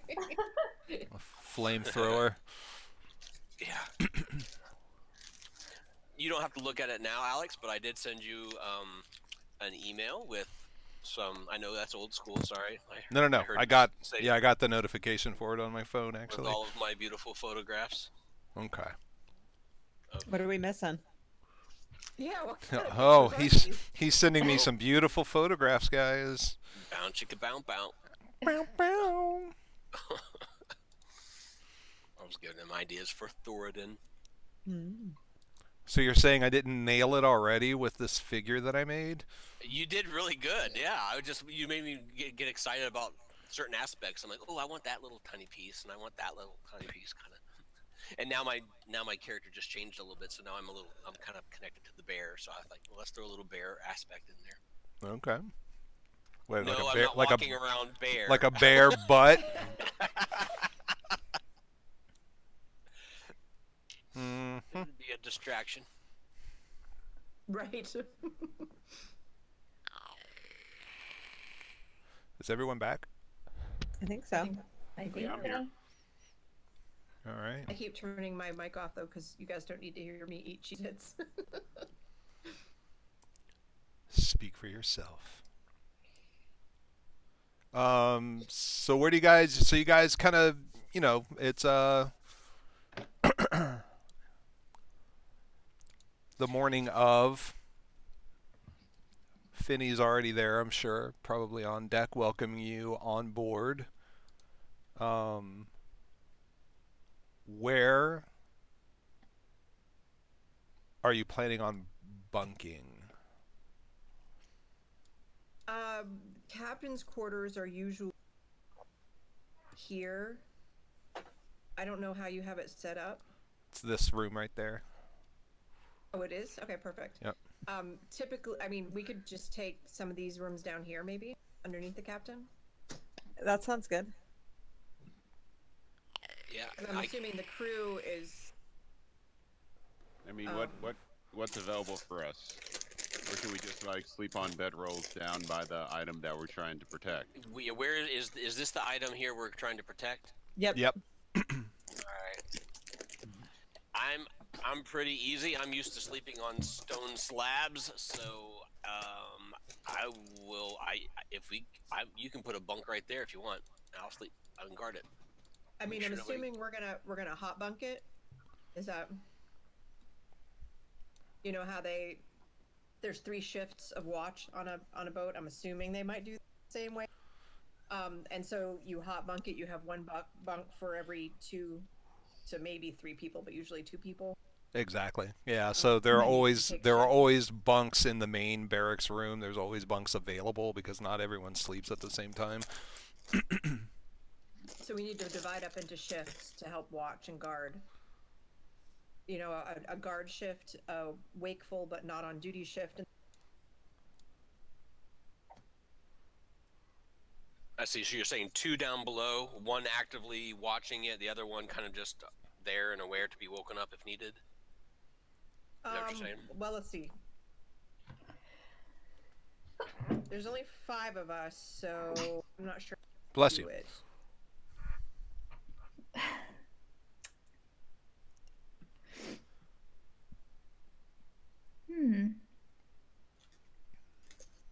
Does 6. anyone feel confident to take watch by themselves? I am. I was gonna say, I I feel guess like you- Finney is friends with Lord. people on the boat already. Right. Am I Um, strong enough, or am I the most easily duped, or the least easily duped? I will take a shift with Lee. As I was toying with multi-classing at one point, anyhow, it would make sense that I'd want to hang out and learn some thieving. Be like, yo, I got these sweet thieves tools. You want to show me how to use them better? Hell yeah. Also, since I'm an elf, I don't need to sleep. I can meditate for 4 hours and be fully rested. So, Yep. Oh, Mhm. fantastic! So you can help. If I or if Thoradin is going to take a shift by themselves, you can kind of overlap a little bit to help. yes, That I sounds can do perfect. Yay, elfdom. that. Okay. Who has dark vision and who does not? I think Gareth is the only one who doesn't have dark vision. Yep. Correct. So Gareth should take a day shift. Well, it depends. That Are makes we? a lot of. We're way below decks, so. Where are we It's a- shifting? Yeah. Because if we're concerned about an inside job, we need to be shifting below deck. If we're concerned about people climbing on board, we need to be above deck. I think both. Okay. Because somebody could magic in. So yeah, I'm afraid that I mean, can they magic in? I don't know. Potentially anything Maybe is some possible. kind of protection. We Certainly, can maybe set up some protection. teleportation magic isn't common, but it's certainly not unheard of. I mean, is it possible to teleport to something that you can't see? Or It is. okay, If you're I think powerful with enough. I think with the I just teleport don't know. spell,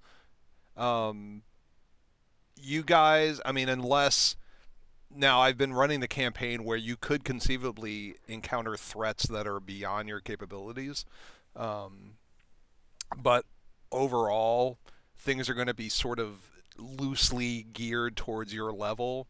So I wouldn't expect any wizards flying in on dragons with wish spells and teleport and a bunch of high level magics because that would not be fair to you or the You story. say that now, and yet in 2 months. Well, Right. however, that doesn't mean that occasionally you're not going to come across something that might be too much for you. So running is always an option. But all that I'm to very say that impatient of both.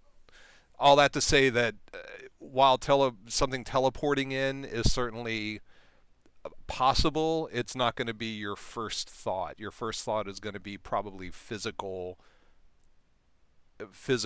assaults against the ship somehow Okay. coming From from an outside outside. source, not from within the ship. Okay. Right. Unless, I Um, mean, Okay. now do- mutiny is always possible too. That's not on the outside of your bounty. level. On the bounty, on the booty, Um, mutiny on the Oh, booty. on the bounty. Why did that make me think of breasts already? I don't know. Mutiny on the front butt is what it Bountiful. was called. On the front can, butt. I'm Oh my heaving my god. bountiful bosom. can we talk to the captain and ask if any of the crew are relatively new or unknown? I Yes, think that's a good idea. she, Peria is, uh, uh, she seems exasperated at times. That's just her sort of her general demeanor. Like everything is like, oh, what now, sort of thing.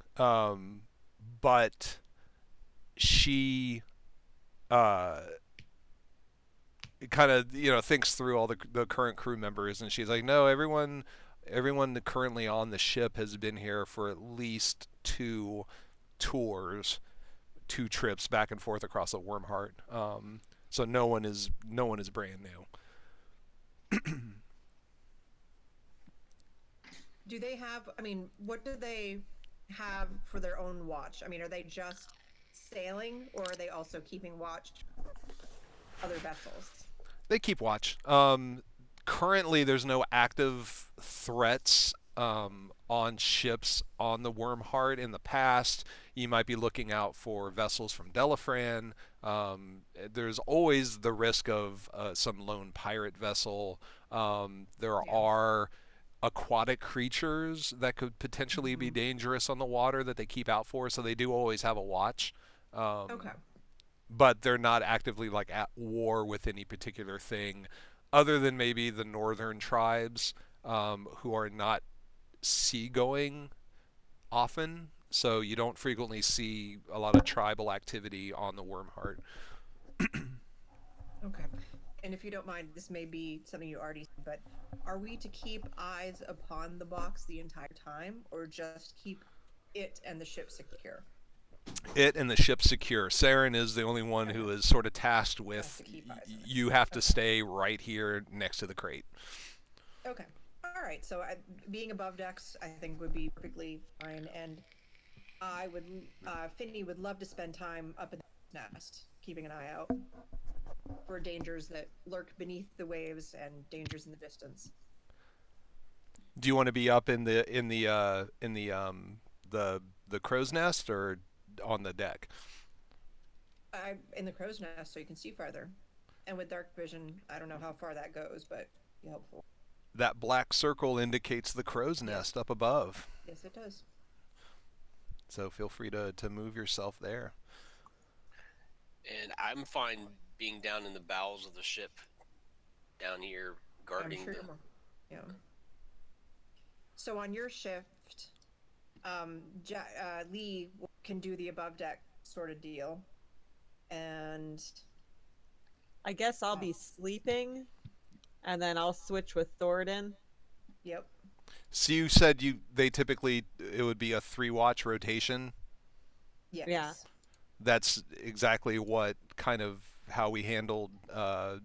If you open up in the handouts folder in the campaign folder, there's a document called watches. Mm-hmm. That's sort of the rotation that we did in previous campaigns. The first watch was sundown to midnight. Second watch was midnight to 4 a.m. and then third watch was 4 a.m. to dawn. So are we at night now? Is that what's going on, or should we Current all be no. awake anyhow? Currently it's morning, but how do you guys want to arrange yourselves during these evening shifts? Because during the day you're Why probably would we all. just be taking evening shifts? It'd be 24 hours. Well, you got to sleep sometime. That's why we take shifts. It's 3 8-hour shifts. So you want to do 3 8-hour instead of being awake during the day, and then some people on shift at night. You want everyone awake. No. Okay. Yeah, you have 8 hours of work, 8 hours of time off, and 8 hours of sleep, and it just keeps rotating for you. I mean, is that how? I didn't know if you wanted your group to be different to where you are all awake at the same time, except for during the watches, or if you want. You could if you were on the road. I didn't know if you wanted to continue that on board the ship or if you want to match more of what the crew is doing. I get on the road that we would be doing that because we ourselves, and the only time we need to set up a distinct watch is during the night hours when we're not moving. But right now we need to watch all the time, and we don't have to locomote. Where the transporting is being done for us. So Okay, I think that we need a 24-hour schedule. So what hours are going to constitute each watch? What hours are the first watch? I don't know. Start at 8 a.m. and go from there. So sunup, you want to say? Or 8 a.m. specifically? Okay, that's fine. We can. Yeah, So I think sun up to that's fine. So dawn to what time? till supper. Sun up to 8 hours after sunup. Yep. Which would be like 2 or 3. It depends on what time of the year you're 5 talking to about. 1, This is springtime. 1 to 9, 9 to 5. Okay, say that first part again. 5 to 1. So 5 a.m. Mm-hmm. to 1 p.m. first watch, Mm-hmm. and then second 1 watch to is 9. 1 p.m. to 9 p.m. and then third 9 to watch 9 Watching p.m. 9 to 5 5. a.m. Oh, what a way to make a living! Has anyone been checking out Dolly's? She's been reading children's books. Yes, Teddy and I have watched some, Oh, but he likes the drag queen story time better. of course. Close. Which is basically the same thing. It's basically the same thing. Lux will do an overnight one again, and with the dark vision, I think it makes sense to have a dark vision person on overnight. So you do I think the that- 9 to 5. Yeah, I'll do the 9 to 5, All right. and I'll get up at 1. So who's on? So that's third watch. Is anyone on third watch with Lux? I thought Lee was going to be on third watch with me. Yes. Lee Yeah, and I'll be on Lux. third watch. Lux and Lee, All right. First watch. and then That would Probably- maybe be Lux and Thoradin, and then me and Gareth. I thought that would be Thoradin maybe would be on first on his own, Oh, well. and then I Gareth don't would know be if during the day. He doesn't have to be on his own because he doesn't really that much. So she can cover more shifting.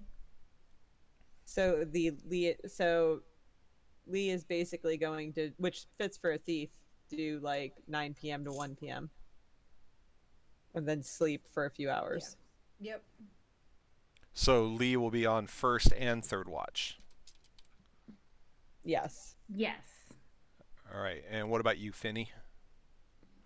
We're Gareth and I'll take second then. Because Lee can basically be meditating during I'll just be meditating But- in a corner. Yep. where Thoradin is and not really need to be. All right. Chat in roll 20. That's what I have right now. Is that correct? Looks good. Yeah. So who is going to be It's sleeping? okay with taking 2 shifts. If Who it's was- 5 a.m., I would probably be sleeping because I just got off my watch. Who else is going to be sleeping from 5 a.m. to 1 p.m. during that watch? I mean, I'd probably be sleeping. I'd still be sleeping at 5, but I'd wake up before.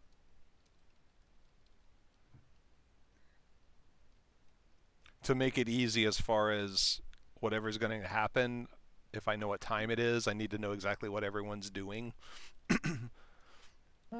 Okay, so I will go to bed at 11 and get up at 7. All right, so sleep schedule is not going to follow the watch schedule. So first sleep. I'm going to keep mine on the watch schedule. We can do that if you want to, if that'll make your life easier. Yeah, if that's And easier just- for you. I mean, because I would probably, wake up a few hours before my watch schedule, so I've got time to wake up, grab a bite to eat, get some coffee. Coffee. Yeah, that's why if I'm on third watch, I'm sleeping first and then I'm meandering on second. Because for me, it doesn't make sense to wake up right before my watch shift, and it doesn't make sense for me to be screwing around playing cards for 8 hours before my shift. Right. Probably That's why follow I was going to be awake a little before and awake. fairly But close the to what I apa- do in real life. Wake up enough before my shift to, have time to wake up and get a bite. So how about pick a watch where you're going to be doing most of your sleeping? I'd be doing You- most you- of mine during third watch. During third watch, okay. I'll be doing most of Can't- mine during first. All I'll right. do mine during third.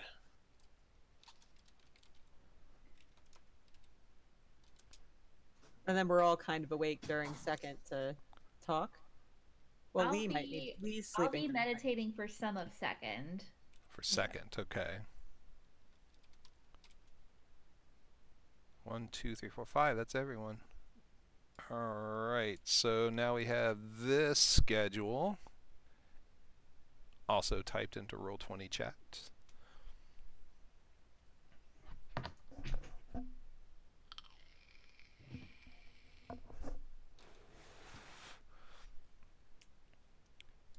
Changes saved. Why did the sound stop? Let's see. 'Cause it's probably not on loop. It is not on loop.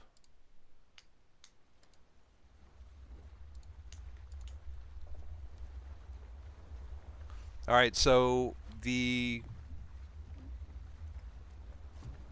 addition to the other items that the ship is carrying, the other cargo on its way to Cyranor, the crate down at the bottom, you do take note, is stamped with the seals of Adwood and Terragir, basically the symbols of the kingdom, on its way to Delafran. Saren, the auction house person accompanying the crate, He's young, but he seems very wary and tough. You feel fairly secure that he takes his job seriously, and it seems pretty dedicated to staying right where he is supposed to stay, right by the crate, having food brought to him a couple of times a day, going to the bathroom in a bucket on the corner of the room.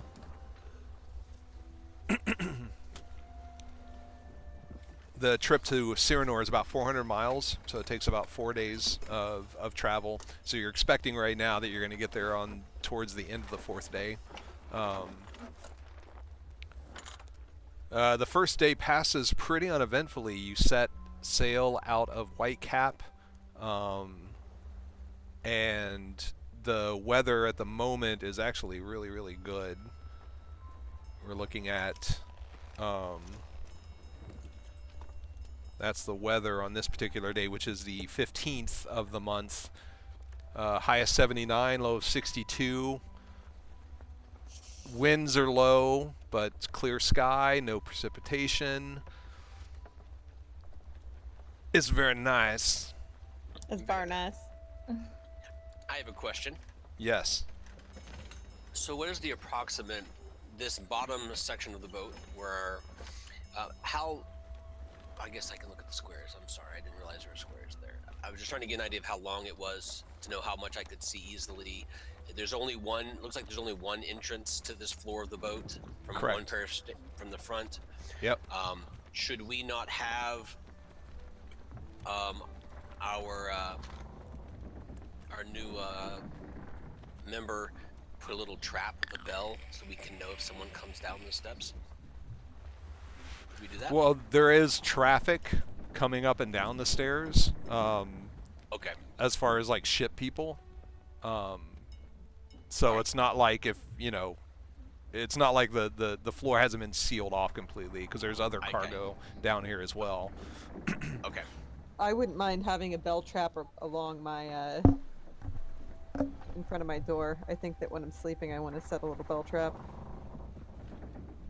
I learned that from watching Lee, so no one can come into my room and surprise me. Should we assume that each square is 5 foot by 5 foot? Yes, it's 5 foot squares. Yeah. Anything in particular that you do on the first day, or are you just gonna kind of go with it? I learned how to make a bell trap from Lee. I check in with everybody here and there just to make sure they're comfortable, because some of them haven't lived shipboard before. I do my best to inspect that bottom floor, the crates, and see if I can gauge what might be in them, or get a feel for what is where in case crates were What's to flammable? move or change. Um, Make sure there's not likely to be anybody like hiding in a crate, kind of thing. The rest of the cargo is made up of lumber, minerals being shipped, and foodstuffs. And you don't take note of anything out of the ordinary or unusual. It seems like everything is carrying the things that it's supposed to be carrying. Okay.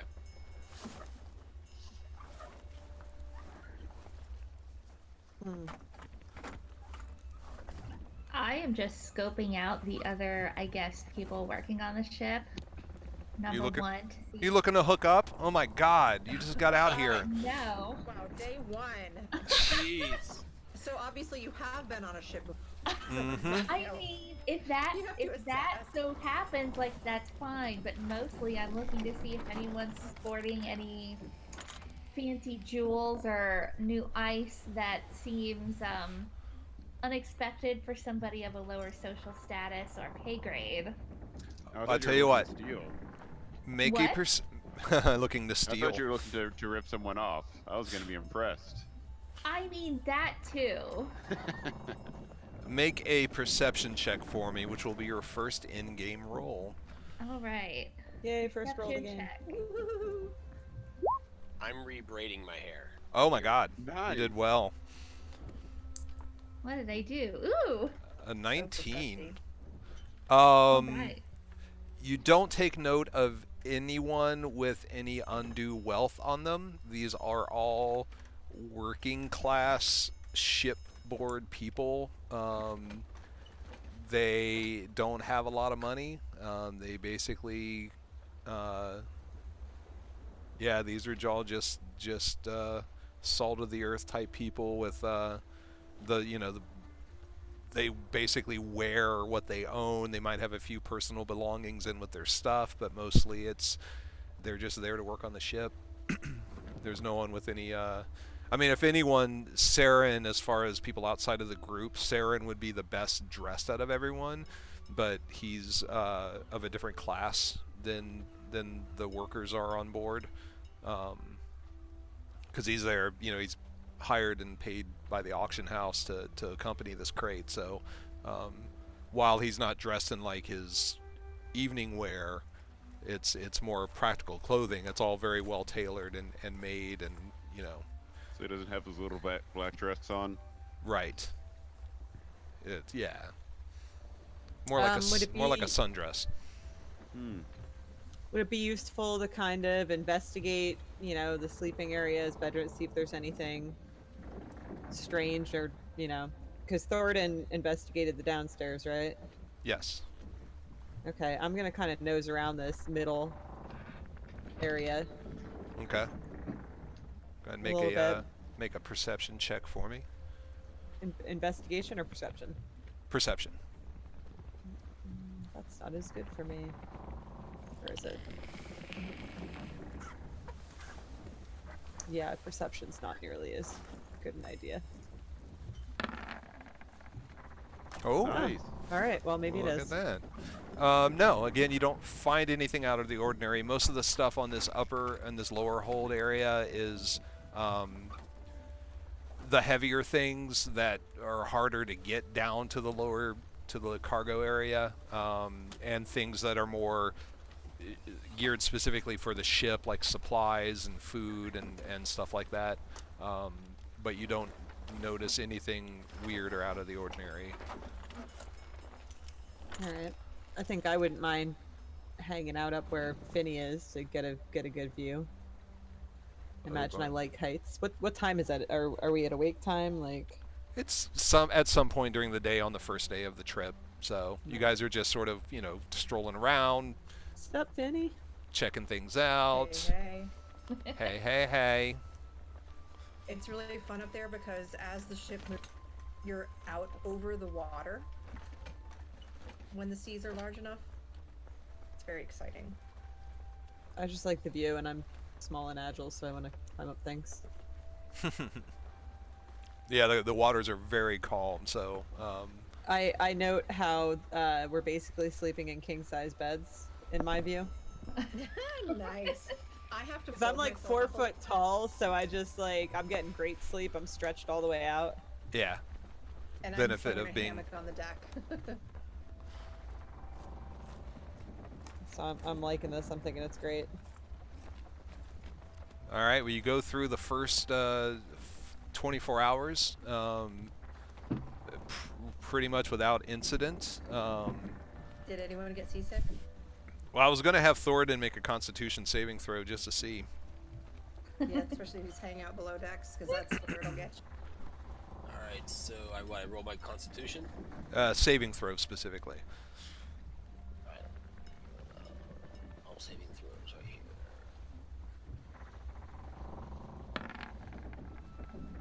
Oh no, you were Nice. feeling pretty good. Man, you are constituted. I am. I'm not to be mistaken for constipated. Yeah, I'm not I made sure not to eat cheese before we Your left. constipation Yeah. save. Yeah. Prunes. Are you eating the ship food, or are you bringing the food you brought with you? I brought my 'Cause- own. Lots of jerky. See, there's your problem right there. You're all locked up.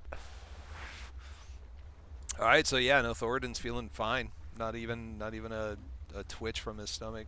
He feels solid as a rock. That's because I'm staying down deep in the ship, not up high where everything moves a lot. I think you actually end up feeling worse down deep in there. You 100% do. the place you're going to end up throwing up is when you're on above decks and you can see the line, the horizon line, and feel the wind and everything. You don't tend to get quite as sick. But you're constituted as fuck, so you're good. I am. Right. So many of the constitutes. Constituted AF. Gareth, do you have any thoughts? What are you up to? See, first day I'm probably just doing my watch and trying to at least meet some of the people so I can know them by name in case I need help with something or just not to be a jerk. I want to go where everybody knows my name. And when it's not my shift, I do want to kind of investigate as much as I can of the rest of the ship so I get a good feel for its layout. Yeah. You get a feel for that, and you get a feel for the crew. None of them stand out as being, I mean, you always have personalities, but none of them stand out as being particularly out of place or troublemaker or anything like that. They all kind of know their jobs, and they're all doing their jobs. How did they feel about us being there? They're used to it because there's a lot of passenger travel back and forth as well. So they're used to having just sort of random people on board. But they're not like offended by the fact that we're basically hired muscle and that, you know, that's kind of saying that they aren't able to protect the ship? No, because that's not, I mean, they can protect the ship. They're not responsible for that crate outside of reasonable attempts to protect it because their job is to get it to Cyranor. So okay. But so they're not mad that they're there. We're just doing our job. They're doing their job. Who cares? Right. Got it. Exactly. Lux would like to make friendly enough to figure out how to tie knots. See if she could be useful. Oh, you want to? Those are some complicated knots that they tie on ships. You know, time well spent seeing if she can help out with things and Time well spent. maybe learn some stuff. Yep.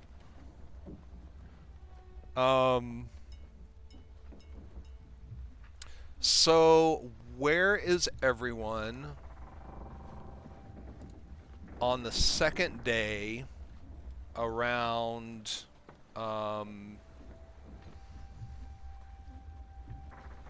let's see, around 9 a.m. Lux and Gareth, where are you sleeping?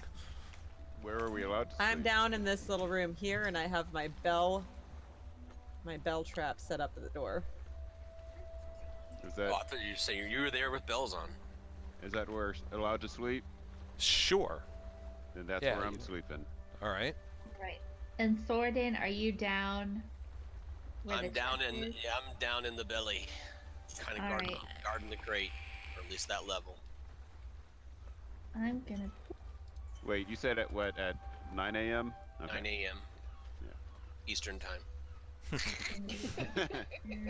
Daylight savings or? And Finny, are I'm you still awake up and in I'm the crow's probably- nest? Well, I'm not on watch right now, so I'm probably, grabbing something from the galley to eat up on deck. All right, put yourself into the lower hold, please. Well, I'll just be on this part of the deck. It's like the lower Okay, outside part right here. that's fine. And Lee, that's where you want to be? Yeah, All right. I'm on the main outer deck, but not on the higher parts right now. So if anything, it's actually a little warmer on this second day of travel. It's a high of 82. Wind is basically the same out of the west. Clear Leaves are skies. The leaves are rustling. Veins are moving. Gareth and Lux are solidly asleep in their bunks. Thoradin's hanging out down with Saren down by the crate. Finny and Lee are on the main deck. When suddenly the ship comes to a sudden and abrupt stop. Like it's moving and then it just stops. And I need um, everyone who is, let's see, first Thoradin, I need you to make a strength check, please. Or, I'm sorry, a strength saving throw. So you go flying forward and you hit the wall and you take a little bit of damage. You take 4 points of damage. Oh shit. Dang. I will take that off of your token.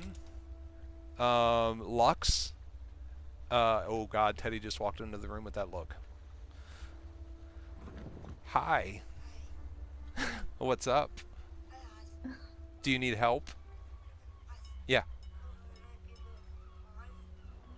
I'm gonna go see what he needs. I'll be right back. Sorry. What do you need me to roll? Lux, actually, Strength? you guys, since you guys are asleep, it's gonna be a little different for you. But I'll be right back.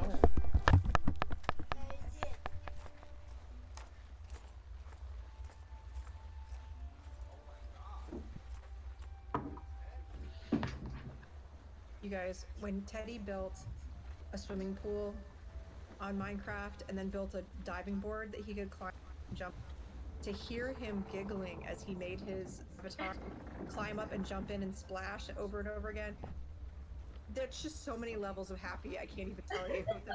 He did it completely by himself. It was so cool. He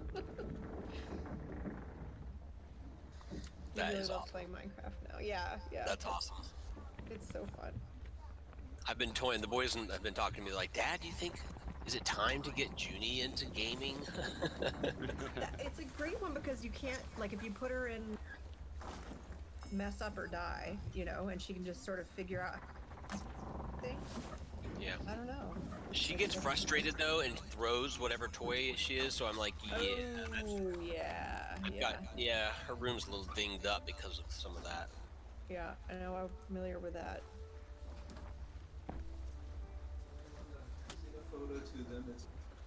So I'm trying to understand.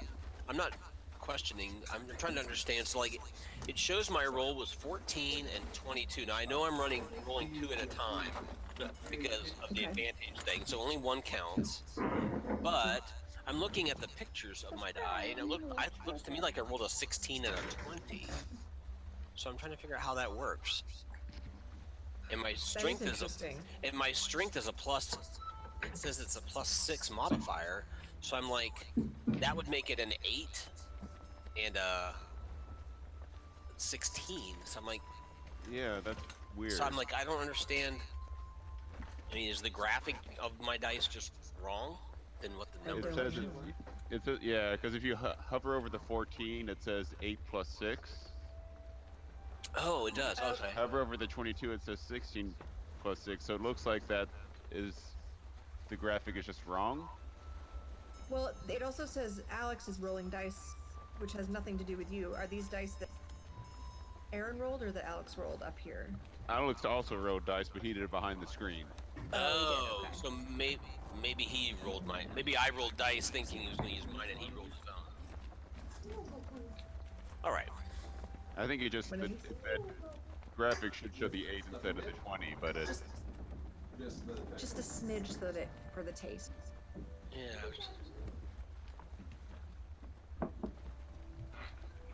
The picture that he just texted you is Teddy built in Minecraft that he wanted to show everybody. Oh, cool. My, how luxurious. Isn't that lovely? Yeah. That's some architecting right there. I love it. Modern. It's got a swimming pool. Oh, Is you'd it like to point carved this out of tall? ice? It looks like it's some sort of Where architecture. is this? I don't Yeah. see anything. They Look at your texted phone. you on your phone. Oh, okay. I'm looking at the Alex, chat. you gotta go back down. Yeah, it looks like in the backyard it's got like a fence or a bunch of doors that That make is like a bunch of lovely. gates. Oh yeah. He does love the creatures quite a bit. Oh, gotta love the creatures. Very cool. Yeah. Fun stuff. He's been watching his siblings. It's a great game. I love it. I never play, like, ever, because I can't handle survival. I just get too stressed out. But Lily had me play creative with her last weekend, and we played for like 6 hours. I made Yeah. a huge cave underneath the ground that was concentric rainbow colors and had a huge in-ground fish tank that was lit. And Wow. molten light. It was our big happy gay disco area, and it was Lovely. So Minecraft's much cooler than when I was playing it 10 years ago. oh my gosh, I've made some giant roller coasters that go start up at the top of mountains and you go down and spiral down. I make tubes of glass that go under the water, so then my roller coaster would go down into the water and go like you're That's so underwater and then cool. pop back out. Oh, it's so much fun. That's And great. now they've added like what is an effect like electricity and batteries and stuff to even make it more. It's really cool, and it's different than just blowing people up all the time. So I like the Right. creative side of it. So Yeah, Johnny has made an automated farm. I like it. Automated farm. Yeah, Yeah, he's been building a lot of those. He's been watching a lot of videos on how to use redstone. yeah, yes, he Jaden has. Jaden made a robot that actually walked somehow. That's I'm like, so crazy. what? What happened to just creepers and skeletons shooting at me? Sorry, go ahead. So there's good and bad about you being asleep. You're asleep, so you're a little bit looser, and when the stop comes, you don't kind of fight against it. You just sort of go with it. So you take less damage. You take D4 bludgeoning damage instead of D6. But I rolled 4s on both of them, so you both took 4 points of damage, Gareth and Lux. We didn't get any And- kind of save on that. It wouldn't No, be like a 'cause you were- Constitution save for that. You were asleep. Okay.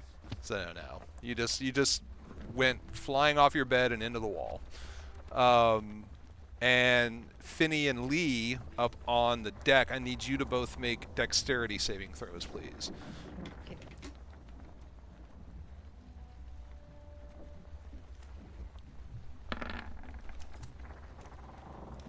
Oh, whoops! I hit the wrong Good. button apparently. Oh, that's acrobat. Oh, that goes. Never mind. The wrong thing. Where is it? Finney's up there doing Oh, it's the big cartwheels. one. It's the big one. Sorry. Oh boy. Oh boy. That's not good. And actually, Lee, there's a separate box for your saving throws. It's actually labeled saving throws, and it has all 6 of your attribute or of your ability scores in it. It's the top left corner. of your Yes, I do sheet. see that. Okay, that's the one you want to click. Oh, okay. Okay. A regular Okay. dexterity check is different than a dexterity saving throw. Ah. That's better. So Finney, you were just happened to be standing in just sort of a weird position, and were unable to catch yourself, and so you hit actually the center mast, and take Ka-thunk. 4 points of damage, which I will Face take plant. off. And Lee, you are successful. You fly forward, but you manage to sort of jump over the metal bars over top of the 2 holes going down into the hold, and you manage to land on the other side of them and stay on your feet and not hit anything hard. So you're actually good. You're the only one that didn't take any damage from that. Yeah. See that Frickin- accidental acrobatics check I did? It's because I was doing some acrobatic stuff when the ship stopped, and I did not stop. I was You didn't trying do to well with secret those some acrobatics skills either. at the wrong time. Yeah. Everyone else on board also goes flying forward, hitting things when things are there to be hit. 2 of the crew members who are on the foredeck go flying over the railing and actually land in the water. And You cut out. You said they went over the railing and what? and went into the water, so they're Okay. overboard.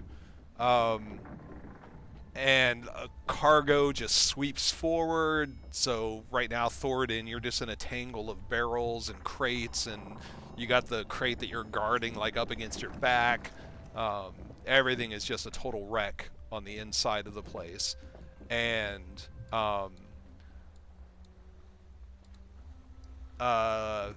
Lee and Finney, you start seeing around the ship, sort of in a circle, you start seeing what looks like something swimming underneath the surface of the water, multiple things sort of leaving a wake as they're circling around the ship, and then they just start busting out of the water, and there are these kind of blue-green tinted humanoids with kind of like mer people, like if you can imagine a creature with the lower half of a fish, the upper half of more of a humanoid, but these do not look human at all. They're like I said, blue-green skinned, with like fins coming off of their arms, long fingers with nails. Most of them have long, sort of harpoon-like spears, and they start advancing and attacking the ship and the crew members, and I'm gonna throw some out. Now, the location of these guys are all relative to the main deck, so some of them may actually overlap with like the upper decks, but it's all in relation to the main deck, which is this one, Yeah. the second from the right. Should you throw the commoners overboard there then too, so we're on the same? I did. These They're guys are in the front of water. Oh, they're all the way out there. Okay. These guys are actually in the hold. They were inside this room, so they just hit the okay, wall. yeah, the ones from the tippy top. Okay. Yeah, the tippy top guys went flying over. But shouldn't they be in front of the main ship if they went flying straight forward, so that we have them in relation to the monster? Oh, I see. I see what you're saying. Yes. Doink. Beautifully done. And back on the poop deck, the Tonn would have fallen into the helm there, right? I mean the the steering wheel. Yeah, he went into That the was wheel. Yeah, that was a good point. Okay, Yeah, that's what I so thought. Okay. so he slammed into the wheel portion.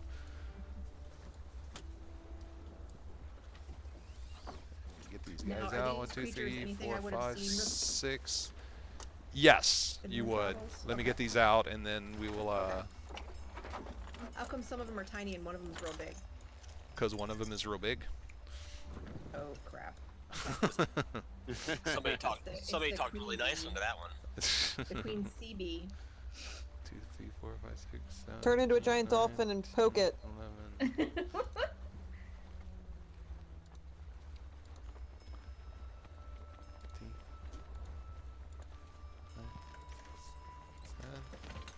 8, 9, 10, 11. I don't suppose talking to them would be useful at this point. Actually, you will get rid of 2, 3, 4, 5, 6, 7, 8, 9, 10, 11. Button! Where was that wild shape stuff? The what stuff? The stuff where I could look up wild shape information, like what I can do. The 1/8 or the 1/2 and stuff like that. Like the one in the player's handbook? Table. Well, you had it online, and I could on it. It had different filters to see what I could turn it to. Oh, you know what I found? Actually, hold on. I'm coming upstairs for a second because this is important and I need to show this to you. Oh, go ahead. Is it your penis? You missed that.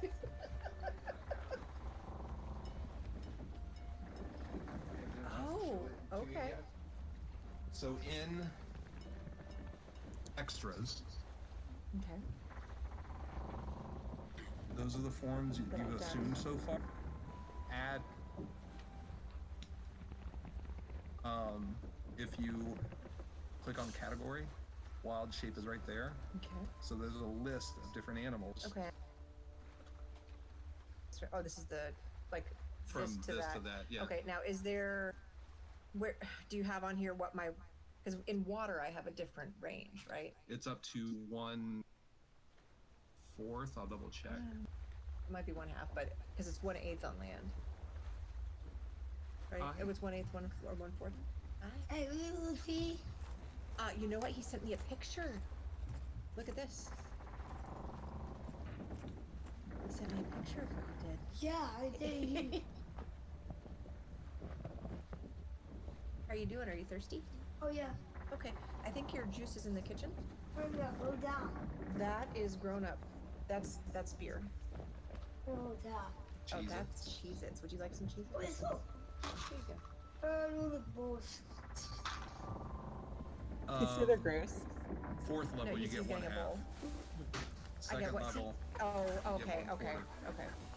But it says no flying or swimming. Right, but we switched it to where you get swimming out of the gate, but your land force is 1/4 or 1/8. I mean.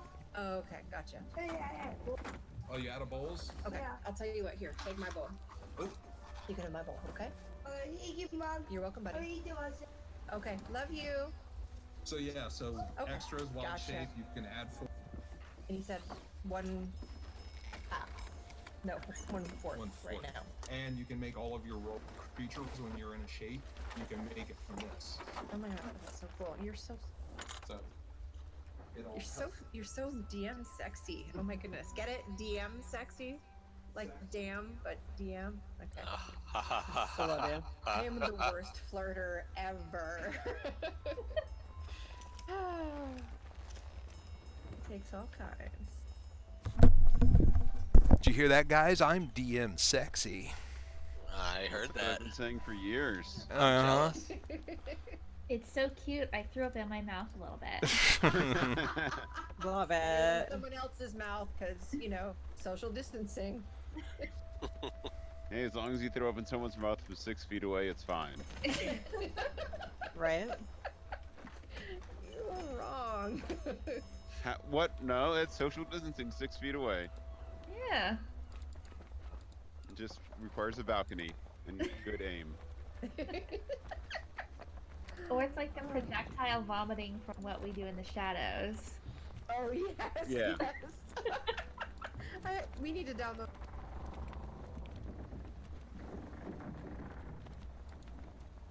Okay, these are all land creatures. I must have done.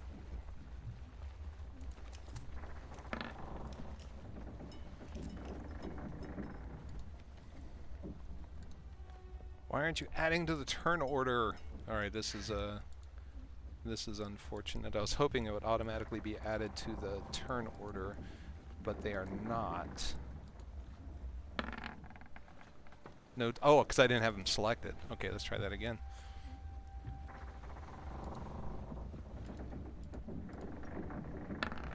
All right, so with your token selected, click on your initiative dice on your character sheet to add your character to the turn order.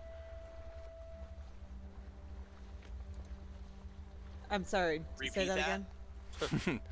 On your character sheet, there's an initiative. It shows you what your initiative score is, and there should be a red dice icon that you can click on to send it to Roll20 to make an initiative roll. Honestly, initiative seems like the only thing that doesn't. Yeah, You I'm may- not seeing it. Then maybe you could just click right on the initiative. Yeah, once you click it on, it opens it up, I think, then.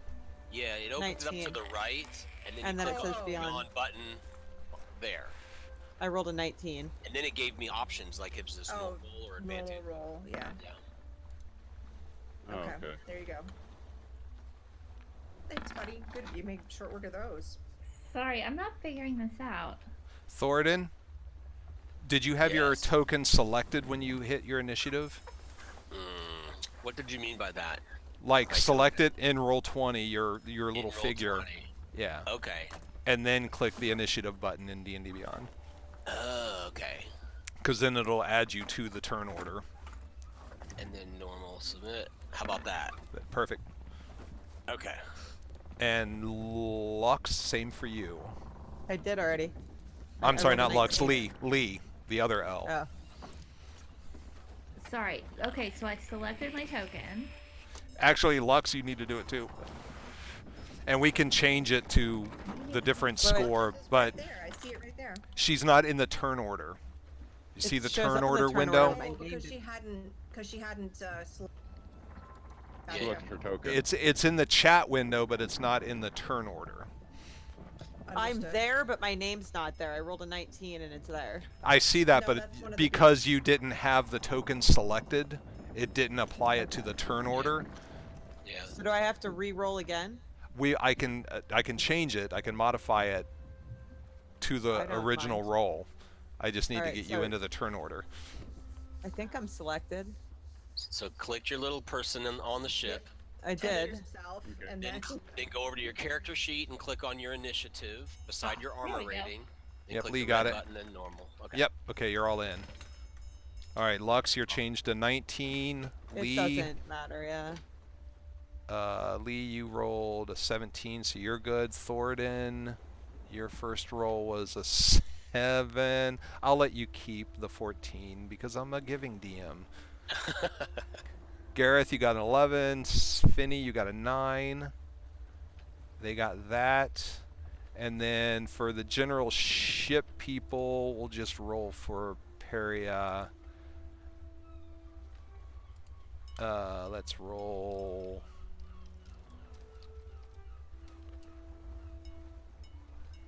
Okay, that's not gonna work, I guess. I need you to roll your initiative. Let's go to your character sheet and Okay. click that. May I ask a question? Of course you may. I loaded all of the wild shaped creatures of all ratings. There's not a single water beast in here. That doesn't seem like what we looked at before. It's probably because since normally you can't use anything with the swimming speed, Oh. D&D Beyond is saying that well, why even show them if you can't even choose from them. So hold on, I'll be right there. Okay, maybe I'll take the filter off. Actually, I might be able to Oh, do it no. from here. Hold on. D&D Beyond. Collections. You know what, Compagnes. guys? What? When we get to little snags and things and stuff, it doesn't bother me at all because I'm just so happy. Somebody I don't live with. I didn't mean that as shade at you, Alex. I just mean like, you know, A good like, it's so nice to A talk good to chunk of that, actually, you silenced out for a good chunk of that, but we still kind of got the gist of what you were saying. Okay. I'm happy to be here. Okay, so up at the top, there's a checkbox, and it says filter using wild shape rules. Uncheck And that. if you uncheck it, you get all kinds of stuff. Yes. Like frag it. So what you need to do is under the filter, you can type in the name of a specific thing that you're looking for. But I wanted to browse. So browsing is going to be an issue because you'll have to browse through everything unless I like bring you the monster manual. Can you just what we were using? Was it something that Mel put up before? But there was something online that we were looking at. I just googled the monsters. 5e monsters. Okay. 5e monsters. Are you talking The 5e that? creatures. Are you talking that list that I sent you? Like yeah, I could choose what level. Like the filtered list? Yeah. Yeah. I'm pulling it up right now. Alexa, I wasn't Oh, talking thanks, to you. babe. Suddenly Alexa woke up and was like, "What? What do you want?" So it's this link here. I sent it in Roll20.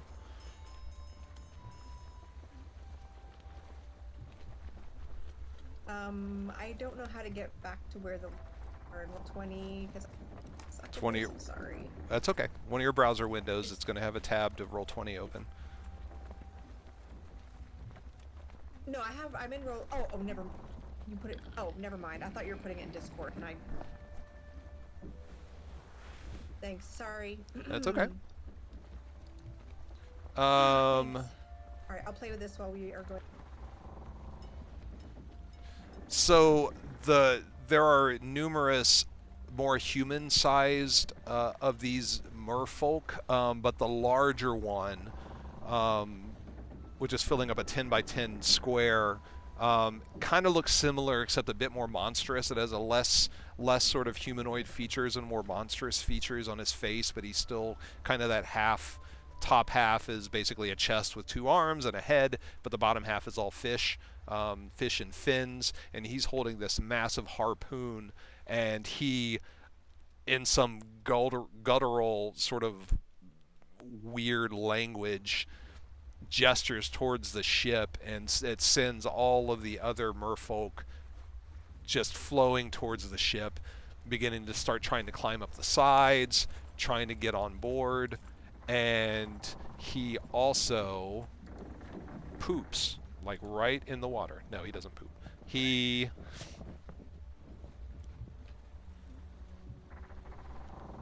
throws his harpoon and That's a lot of dice. throwing it at one of the sailors towards the rear of the main deck, but the harpoon misses, and the rope, it goes flying past, and it's attached to a rope, and it starts pulling it back,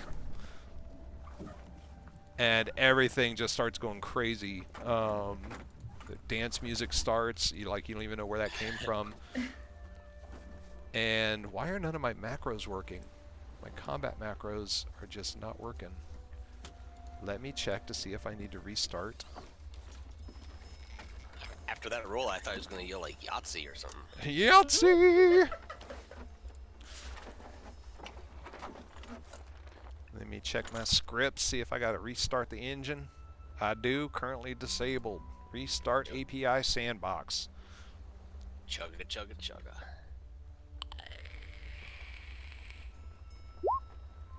Is that what it sounds like when it restarts? Ding! Makes a happy little ding sound. Alright, we're on deck. Alright, so the big guy went, and now it is Finney's turn. The one guy went. In the Oh, wait. No, this is backwards, actually. Yeah. Sorry. That's okay. Sorry. These guys should have gone first. So everyone starts heading towards the ship, crawling up the sides. You are actually in the water. This one goes over there and attacks that guy. You just hear these splashes and screams coming from the water down below as a guy is getting chewed up down there in the water. And Lux, It is my turn. why did you not move?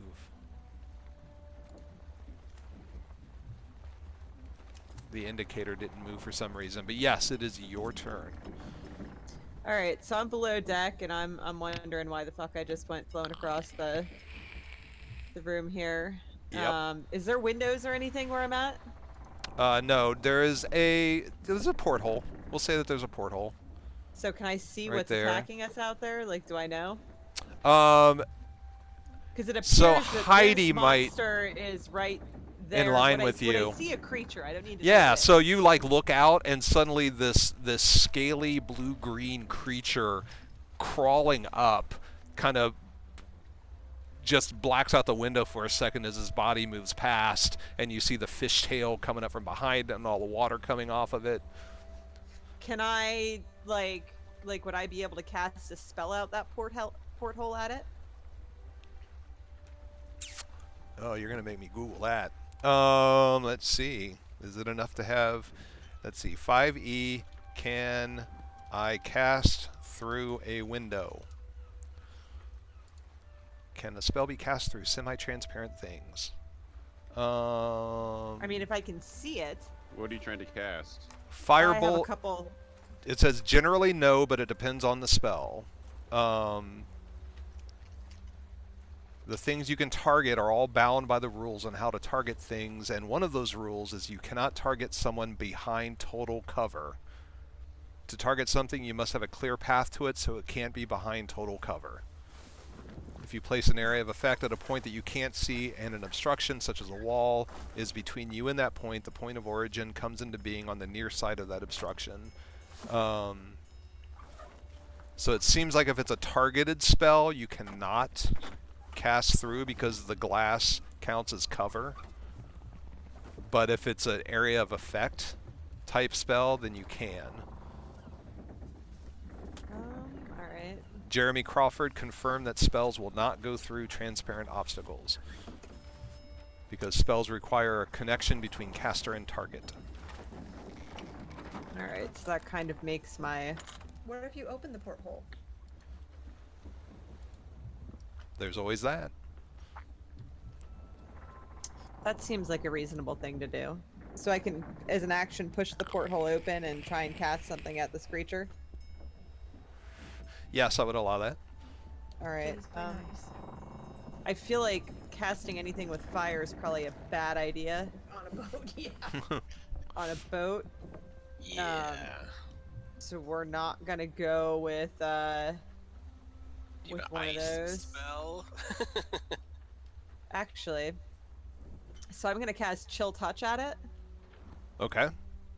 You create a ghostly skeletal hand in the space of a creature within range, making a ranged spell attack against the creature to assail it with the Chill of the Grave. On a hit, the target takes 1d8 necrotic damage, and it can't regain hit points until the start of my next turn. Until then, the hand clings to the target. I don't believe these are undead. These are not undead. Alright. So, yeah. We will cast that.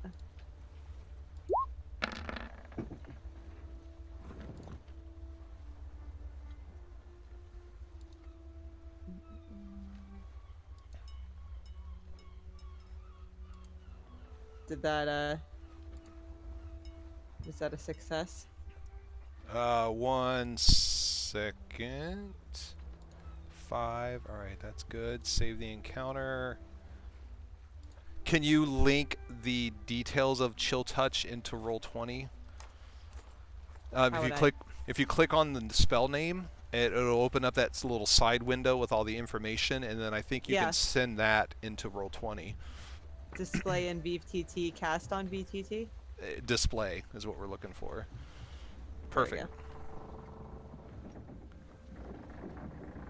Alright, so your ranged attack was a 17.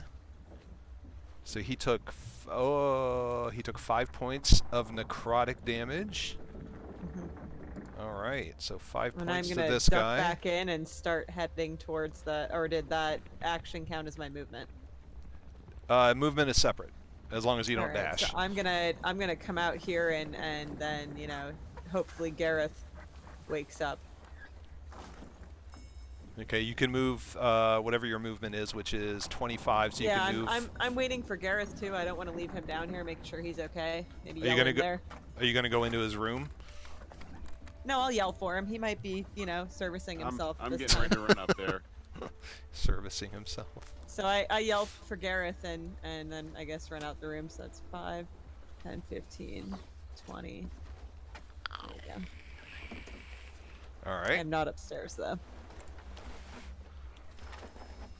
The captain recovers, kind of pulls herself off of the railing, starts yelling orders.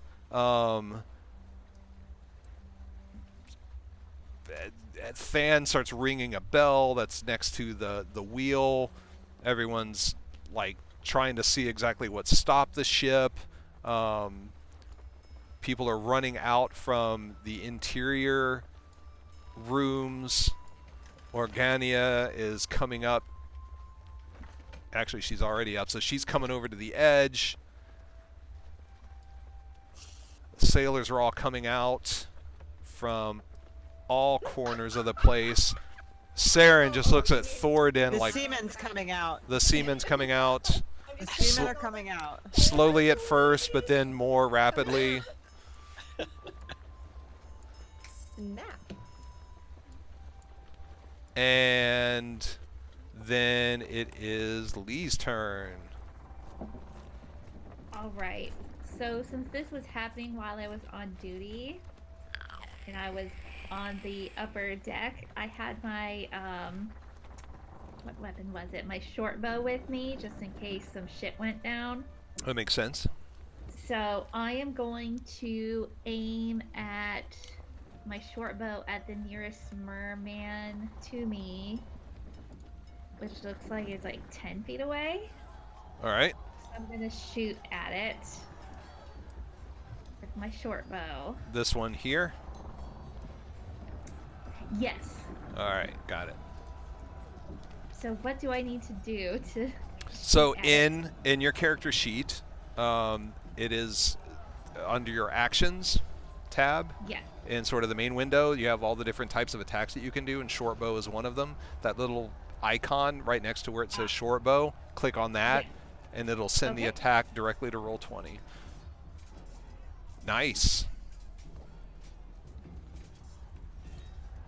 Now you don't get sneak attack damage because, so with sneak attack damage, if you ever have an ally that's within 5 feet of something that you're shooting at, you can apply your sneak attack damage, which is nice. Or if you ever attack something that's unaware or surprised. In this instance, it's totally aware and there's no one else near it, so you get regular damage, which is still 9 points, which is a lot. So this arrow just screams down into this guy's shoulder, and it is hurting. So you probably move to here to do that. You have another, your movement is 35, so you still have another 25 feet of movement you can do, or do you want to stay there? I'm looking at my list of things. It should be arranged in like, they're like actions that are like full Yeah, no, I'm actions, looking. and then I'm deciding what I want to do. it should be nicely organized. That's one thing I like about D&D Beyond. Yeah. So I think I'm gonna take aim again at this same mer person. Oh, you don't want me to use my radio voice. No, What? I don't want to use your fake voice. Hey, this is Alex Carmichael, live at D&D Beyond. Stop it. Stop it. Are we live casting this? Yes, we are streaming today, Oh, That is awesome. but no one's on camera. I am the only one. I am the only one on camera. So All right, I am Let's gonna talk about shoot- what thing? naughty things. So I'm Just gonna talk- shoot that same mer person again. Can you do a second attack in the same round? Oh, not with the same one. Let me see. Am I close enough to take an attack of opportunity? Oh no, that's a reaction. That's a reaction. Yeah, that's if something moves away from 5 feet of you, then you can do that. But he is scrambling am- up the side. Now he's even like he's looking right in your eyes. He sees you. He knows you're the one I that am just shot going him. to disengage. Disengage is also an action. You've already done an action with your attack. According to this, I can take a bonus action on Oh. each of my turns to dash, disengage, or hide. Perfect. Yeah, you can use that then. So I'm gonna disengage. Okay. Where would you like to move to? I am gonna move further down the ship. You can near move. the city, but You can I'm move heading 4 down. squares. Wait, 5 squares. You can move 5 squares. 1, 2. I'm gonna move 4 squares down from where I am to where there's looks like an unarmed mer person. So I'm gonna try and get them next. Go for it.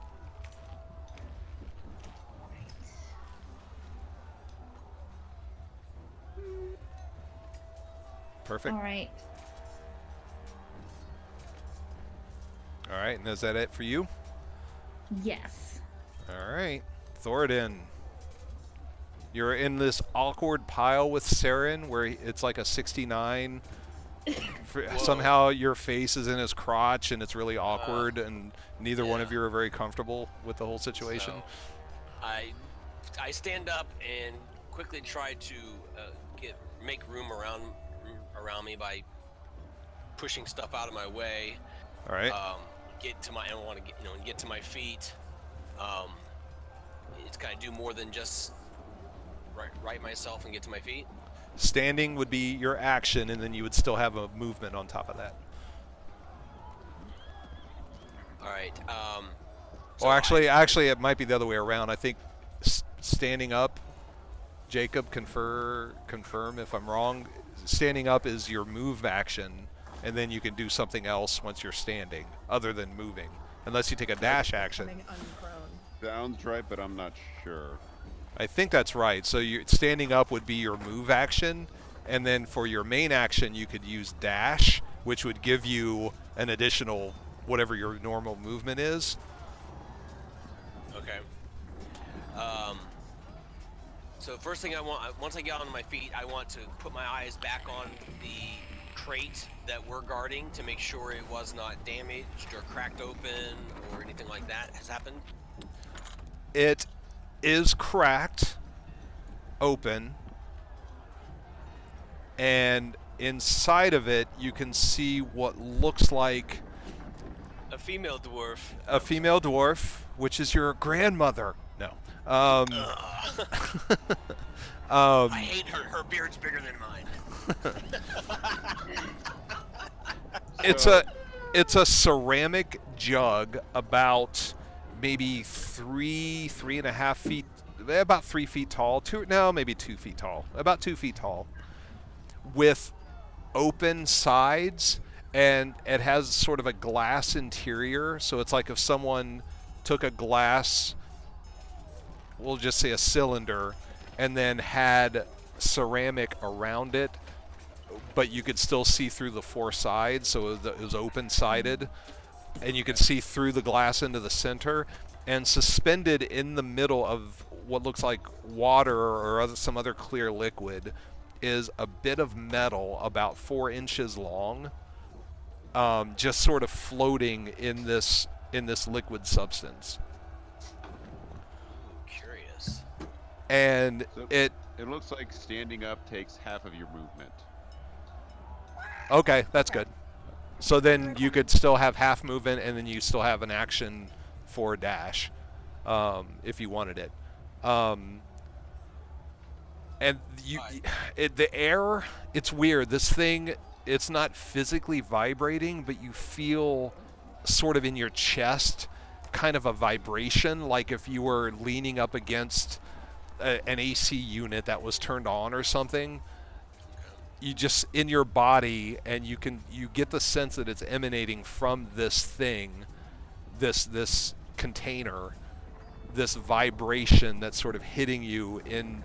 It's a very primal, coming out from the middle of you, sort of vibration feeling. It's really weird and a little disconcerting. I think we need to ask this guy if he knows what's going on here. Yeah, that's what I was gonna do. Is I want him to tell me if this is safe. Is it stable? You know, is this thing stable and is safe, or now that it's broken open, is it in danger of breaking? What the fuck is it? He's sort of pulling it, extricating himself from all the stuff that was on top of him too, and he looks over and he's like, oh my god, the crate broke open. Broked. I actually just said the word broked. Broked. The crate broke open, and make an insight check for me. Okay.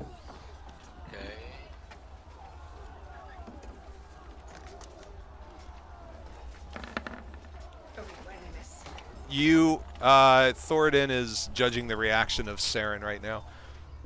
Okay. Judging by the look on his face, he's never seen the contents of this box. He doesn't know what was in it. You guys have been in here for, a day, a little over a day, so you've had a chance to chat with him a little bit. He didn't know what the contents were. He just knew that, his job was just to get it to Cyranor. So he looks just as shocked as you are. He has no idea what this thing is. What it is. All right.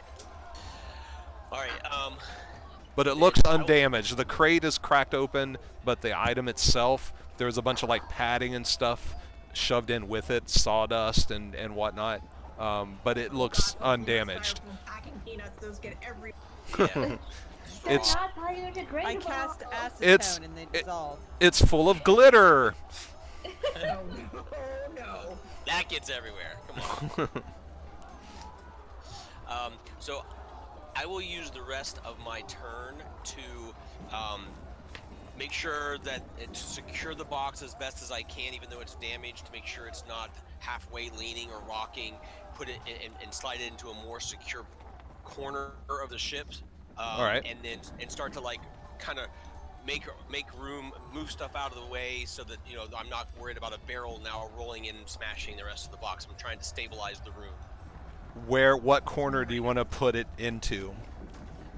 I would say let's try to put it, like right down in there. All right. Done. And I just want to make sure, like, so this part of the boat obviously I think is underwater, right? So I don't have to worry about somebody probably like busting through the side. Well, Right. you don't yet know that the ship is under attack. Right. Okay. All you know is that the ship suddenly stopped. I think I'm on the Titanic. Or something.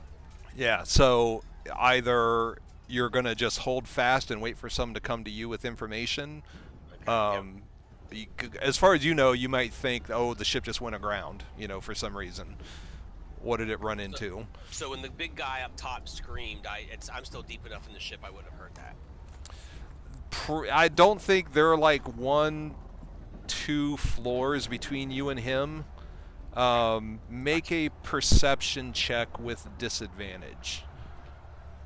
Perception. I think I think the lowest one. No, you did not hear the captain Clueless. call out. Yep. So as Yep, far as you know, the ship fascinating. just ran aground for some reason. Iceberg dead ahead. I put one arm in the air and I shake my fist and say, "Curse! Sea! I hate seafaring." All right, Gareth. All right, I love I'm this.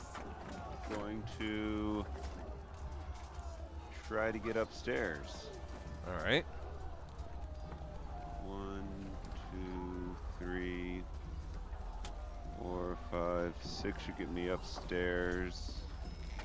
So that put me about here. I haven't seen you move yet, so I'm waiting for that. Okay. So 1. Okay, now I see you move. Well, that's because I moved without dropping them in each one because I knew what I was doing. 2, 3, You need to get the character anticipation module for this. 5, 6. So in the top of the stairs would be where on the next deck? It would actually the stairs go up the other direction, so you would end up about there on the main deck. So I would end up where? Here? Yep. Okay. I'm right behind you. I'm not there yet. So you just push past Lux and the other sailors. Coming through. You're like George Costanza getting out of the kitchen, just pushing over the old ladies and. And then, okay, so that's my entire movement, but it looks like I'd probably get a shot off with my crossbow. They are all lower than where you can see, other than the big guy off to the starboard side. Is that starboard, the right? Yes. Oh, sweet. I got it right. The starboard side, you can see this large humanoid mer creature coming up out of the water, yoinking back this big old harpoon that he had just thrown. So you have a visual of him. Okay. I mean, I assume I'm going to see what's going on and figure I'd probably try to get an attack off on him. Okay. So I'm going to try to hit him with my crossbow. All right.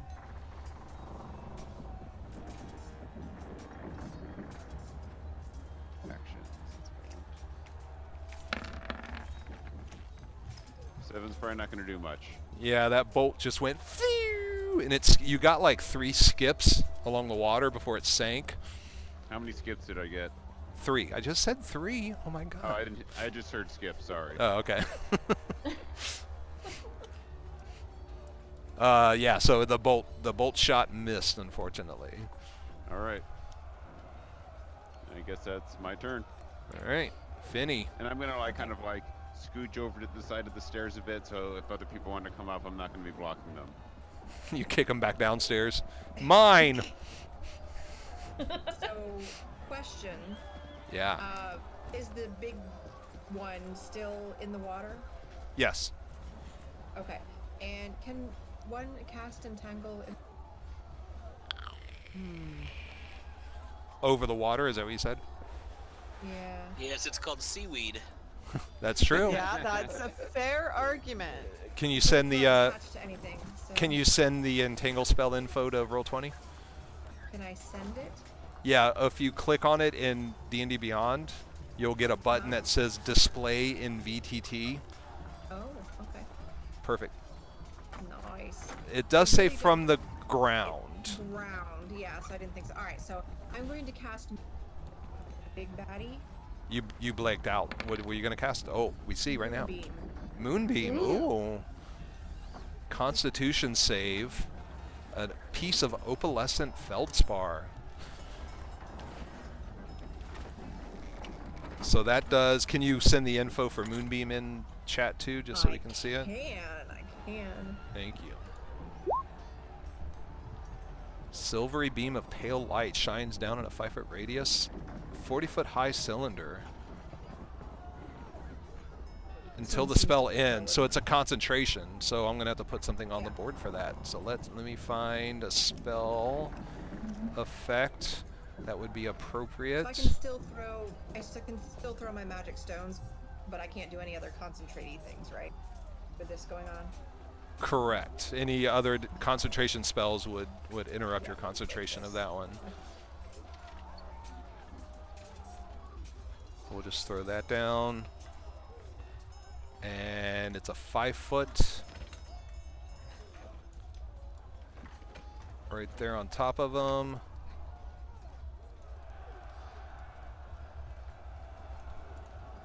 All right. And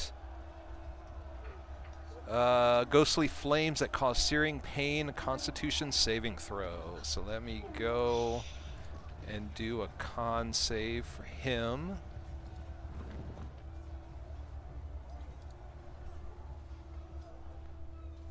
Save. Throw in the pain. There it goes.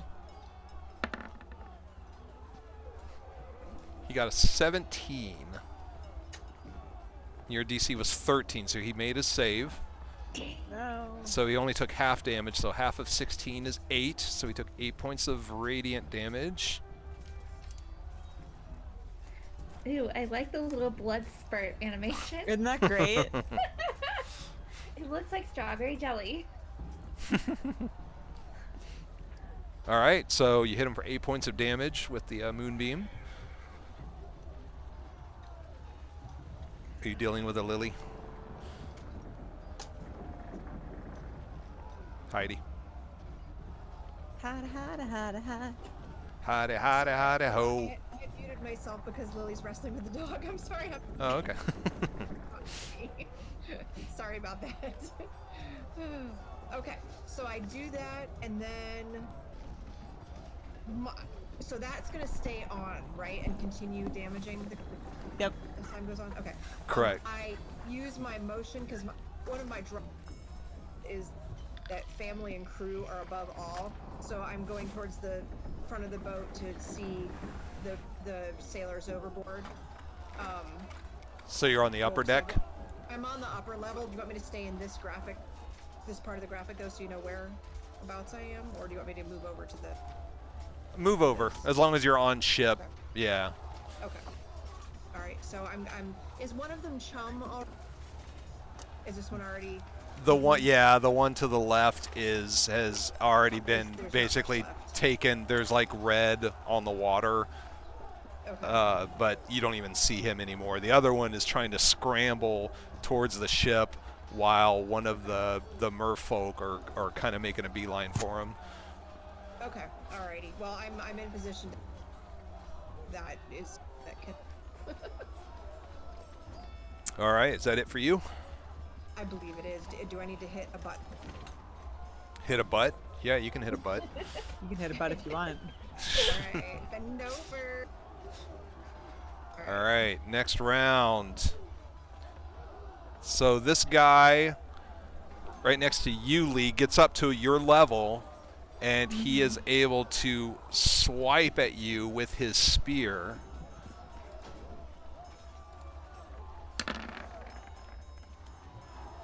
Oh, he crit.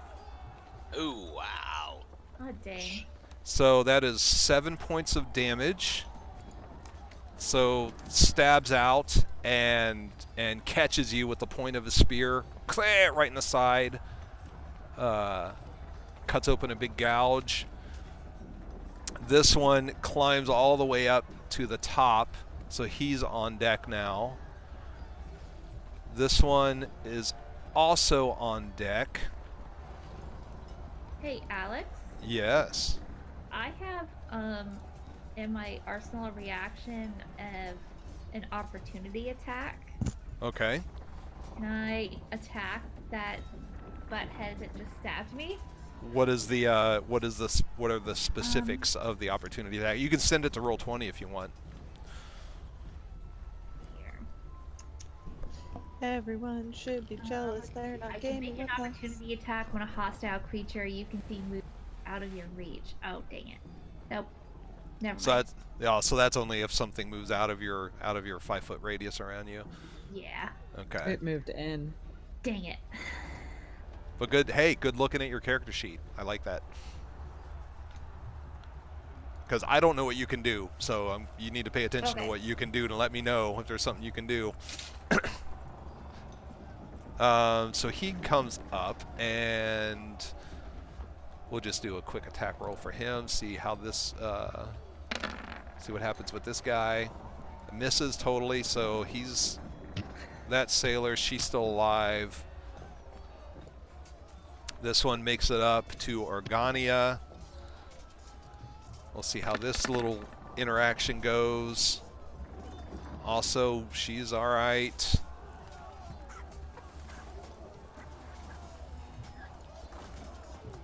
So these merfolk start climbing over the edges of the upper deck. Are they like walking on their fins then, as though their fins are feet, or are they kind of flopping towards us because they're merfolk? Do you remember how the Medusa moved in Clash of the Titans? Sort of raised up. Sort of No. raised up on their rear sections, kind of like a snake. So it's snack-like. It's very snake-like, yeah. Okay. Yeah, they kind of, when they're moving forward, they kind of pull themselves along with their hands to help them, but when they're in a position, they raise up on their tail part, and so they can use their arms. They can't move very fast once they're on land then. Their movement is actually very slow. Yeah, that's a good observation. They do not seem quite as mobile on land. That is a good observation. All right. Please continue with your All right. actual turn. Sorry, I was curious as to how they were No, you're all right. quote unquote walking. You okay? Allergies got me like what? I'm like, I can't have given you the COVID. No, it's not the Rona. The It's quite productive. My corona. If I'm gonna give you this, I want to do it up close. Give it to you the For right a way. while. All right, Lux, it's your turn. So I'm still below deck, correct? By the way, just to interrupt, we're now over our 3 hours. Is everyone still okay to keep going? I mean, we've really only been playing for 1 hour. Closer to an hour 45, I would say. I'm good to keep going. Lily's Aaron? I'm good. I'm good. The kids are still tied up downstairs. They're good. All You right. tied them up? Oh my god. Oh, yeah. Jackie, you still It's a-okay? Velcro. I can go for like this round, and then it's my dinner time. We could also at some point take a dinner break and then continue to kill things. I'm okay with that too. That's true. That might be tricky for us because of kids' bedtime. Yeah, the tell break me would be a little longer. Alex, you could roll for me. I would rather you playing. I would rather Yeah, you me be too. All right, playing. well let's finish this battle then and call it dinner time. How's that Okay. sound? All right. Yeah, The then battle's I gonna last for a while. As you can see, there are many combatants on the board. Unless we Combat your get real face. genius. So- play until she has to go eat. Okay. All right. So Lux. Do I notice in my downstairs space, is there any netting? Is there a net in my downstairs space? I am still below the deck. Is there like a net or a? It's not getting better. It's not. I feel like I missed something here. What did I miss? They're all a bunch of pervy polys. She said instead of below deck, she said here. In my downstairs space below the net. Her downstairs. Alex, is there a goddamn net anywhere? Yes. There are lots of I would nets. I would like to grab some net. Okay. And I have some net on me now. All right. Net- I It'll want a that'll net that'll have your movement. That's fine. Taking the moment to collect some netting, so you'll be able to move. We'll say 3 squares. Okay. And I'm going to. So Gareth, are you up the steps yet? I'm at the top of the steps, but I'm leaned out of the way so you can get past with your net. So if I come up to the top of the steps, can I cast a spell without actually not hiding behind Gareth like the coward I am? Can you cast the spell? Yeah, I want to kind of cast a spell and then run away. I'm working on something here. One. It'll take you 2 squares to get up to Gareth's level, so you have 1 square of movement left after you cast a spell.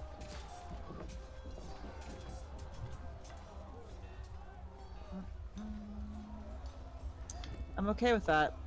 Okay. I think. Let me see what's going on over here. There is a giant myrrh thing. Shit's looking a bit sketchy above deck here. And actually, I'm the gonna come up stairs to- go this direction, so honestly, you're probably on this square right now, and then you'll Won't end that up put me right about here?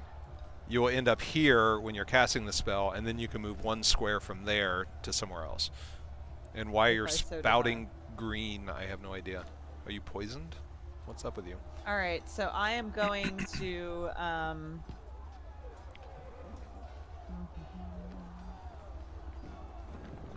D8 plus 1 crossbow. I only need. Do I need more than 1 hand for the crossbow? Is it a hand crossbow? It's a crossbow light. Light crossbow. Reloading, you need 2 hands, but shooting, you only need 1. All right. Since I'm standing next to you, Gareth, I'm gonna let you know that one of my goals is I'm gonna shoot this fishy bastard right here. But I think if I can get up into the crow's nest and maybe drop net, or if we can throw net on some of these fishy people, that might entangle them a little bit. Okay. So I'm letting you know that I have this netting and sharing said netting with you. I'm not very strong, so someone else might be better to throw it. I see the net that you got from your downstairs space. I got my net from my downstairs space. Why is it all goopy? Why does Yeah. it smell so fishy? It's a fish net, bitch. Shut your mouth. Where are the stairs that go to the other downstairs space? To where They're Gordon is? under these cages. My back door. Right here. Yeah, the these back door basically space. these lift open to the stairs on the other side of the ship. The hatches, the back hatch. I wanna. So I think I might give Gareth some net and then potentially see if Thoradin's okay because we need to protect this thing. Or is that cowardly? Now I'm feeling it. All right, so I'm gonna stay where I'm at. I can't move much after that anyhow. And I'm gonna fire my crossbow at this guy. All right. I think that I can't. I don't want. I'm hesitant to use anything fire-based on deck. This guy, the guy on the opposite side, is looks injured. All right. Yeah, the but one, he's not about the to one- kill anybody.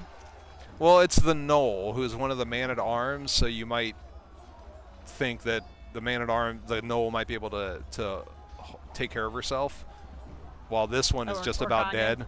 Organia, yeah, she's All right, she's so I'll fire the crossbow, the bolt at this one then. Crossbow. okay. Nope. That didn't go well. I had my hands full. That was a critical miss. All right, that's So let's missing. see what happens. Ranged fumble. Ordinarily, you would have the wind knocked out of you. You would gain a level of exhaustion. Luckily, I only do these with the NPCs, not for the PCs. So. All right, I am not going to come up above deck then, since had the wind knocked out of me. I should have put more netting down then first. That was like a single flight of stairs. You just like, whew. All right. I'm 4 foot tall and my arms are full of netting. Okay. All right, that's me, I guess. That's you. Why is there a beeping? Nope, somebody's backing up. Lily. Lily's making pizza for her. Backing up to the downstairs space.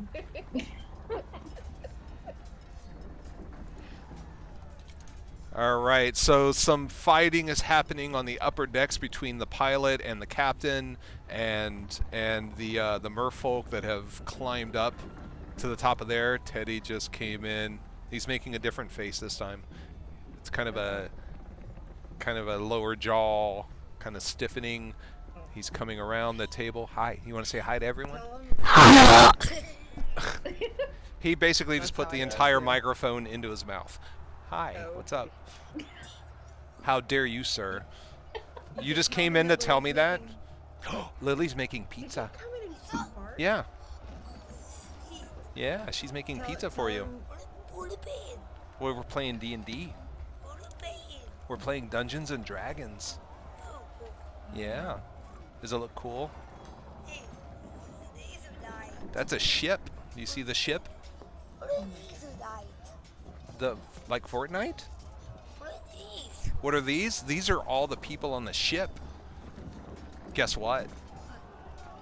That person right there, that's Mommy. That's Mommy's figure. No way. Yeah, it is. Totally is. Okay. Mwah. Only cock. Okay. I love you.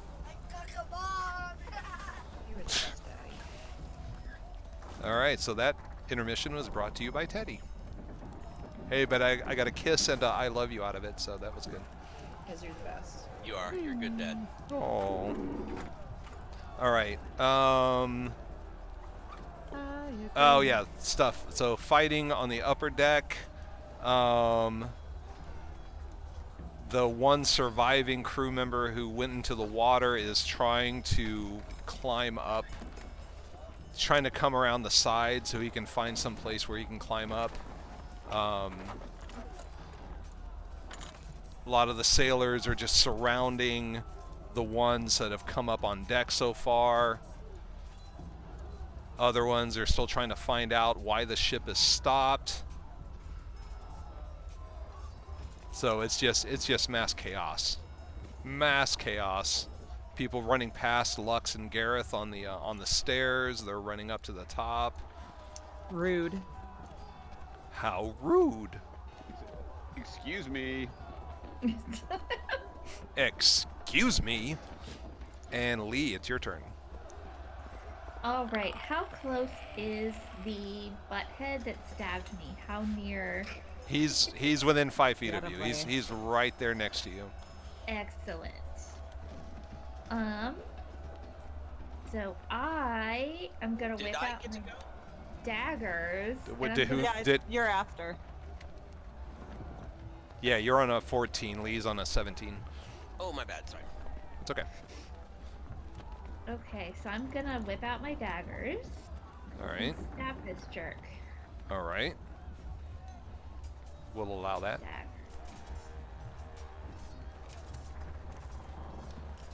Did that do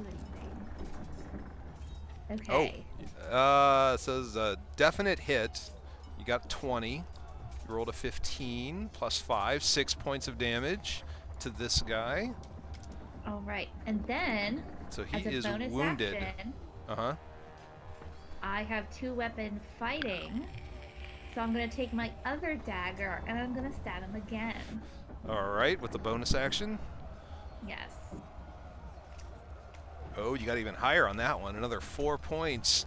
So you just get this guy once in the midsection, and then once in the upper ribs, and like he is not dead, but he is almost, like he is barely holding on. Like you stabbed him real good. Yes. All right, you got anything else? And that is my turn. All right, Thoradin. All right. I'm gonna tell this guy to come get me if anything else changes, and I'm gonna make a dash to get as far up to as I can. So it's gonna go. What I get? I'm normally 25, so I can go 50. So that's 10 spaces, correct? Correct. All right. 1, 2, 3, 4, 5, 6, 7, 8, 9. Where would I come up on the next level? Like here? You're coming out. Let's see. 1, 2, 3, 4, 5, 6, 7, 8, 9. Yeah, you'd be coming out about right there. Okay. And at this point, when you get to this part of the stairs, up above the stairs, you can hear all the fighting that's happening up on the main deck. There is something going down. Gotcha. Okay. I'm just gonna then turn and face that direction, because what I need to come to here first to go up this direction, right? That's what the arrow's saying? Okay. Yeah, the stairs go up that way, so you'd That's enter the in and then bottom. go up. So I'm, Yep. I'm ready to go right up next turn. Yep. I guess. And there's no. Yep, there's no more folk down here, so I just want to make sure that no one gets behind me. Yeah, you don't see anyone on this deck as far as this main room goes. Gotcha. All right. All right, and I'm not hearing any merfolk climbing through the portals or portholes. You don't see anything scrambling through any of the portholes, no. Okay, thanks. All right, Gareth. All right.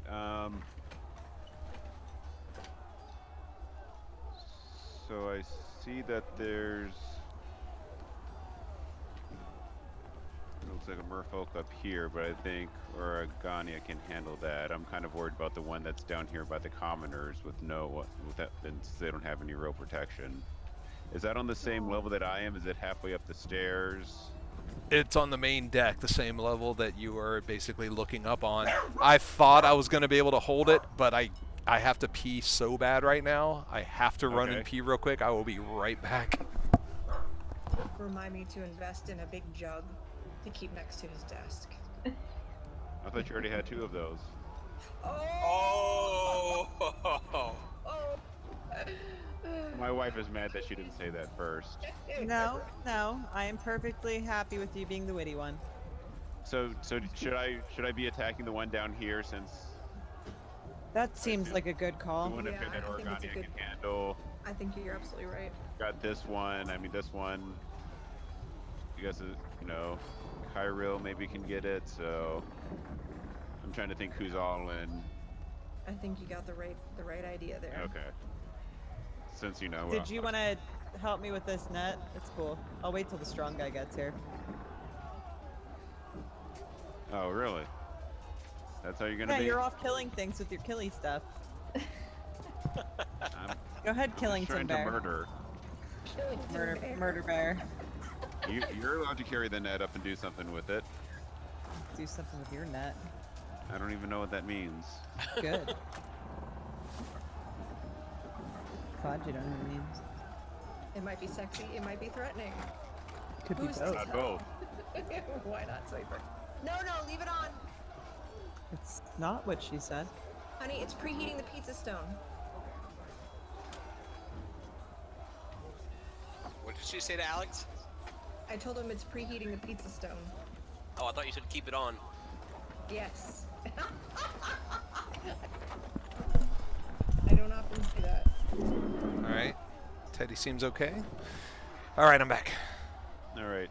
So I'm gonna come over here and hit that guy as hard as I can with my longsword. All right. Oh my God. And I believe that is what the Dang. kids call a natural 20. That is a nat. Wow. Dice. You skewered. Impressive. Sheesh kebab. Most impressive. Each I forgot that that's what that button did in the That's- roll That's 20 what chat. he said. That's what Jacob just did to this merfolk. it looked just like that. Yes. If Gareth were a little white bunny. He's Isn't not a he? murder bear. He's a murder bunny. I thought he was a little white bunny. Murder bear. All right, No, I think that's so gonna be my turn. All right. Is he dead? no, he's even more healthy since He got you're better? Yeah, he got better. I got It was better. but a flesh wound. We're just pythoning out all over. I love it. The best. Okay. So let's see, you did 11, how many points? 8, 19, 11, 14 points total.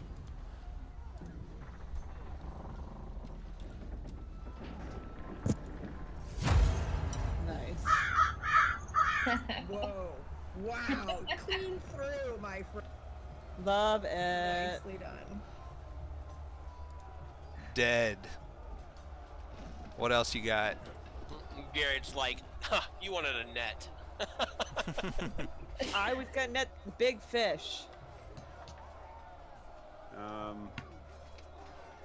Net your face. I think I'm going to. What I moved. I'm gonna kind of like just like move maybe a little bit away from the edge, so I'm more central, in case depending on where I want to go next. Sorry, Teddy just came back into the room. Yes, Teddy, hi. You want what? Actually, Pool? Can you show me?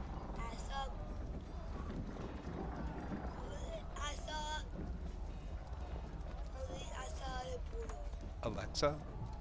Is that a song? I need to figure out what he's talking about. I'll be right back.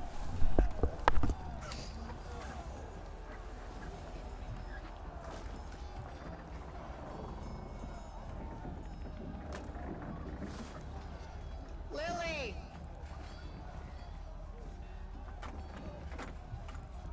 Oh, wait, let me mute you guys so you don't hear me bellow. I'm gonna take a bathroom break of opportunity. Since everyone else is Do you leaving. have to disengage for that, or Ditto. No, are you no, I don't. reaction?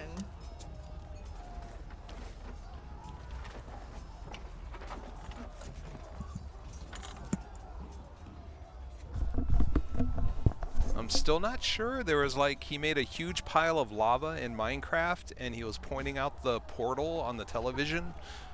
But I'm not sure exactly how the two were supposed to be related, so.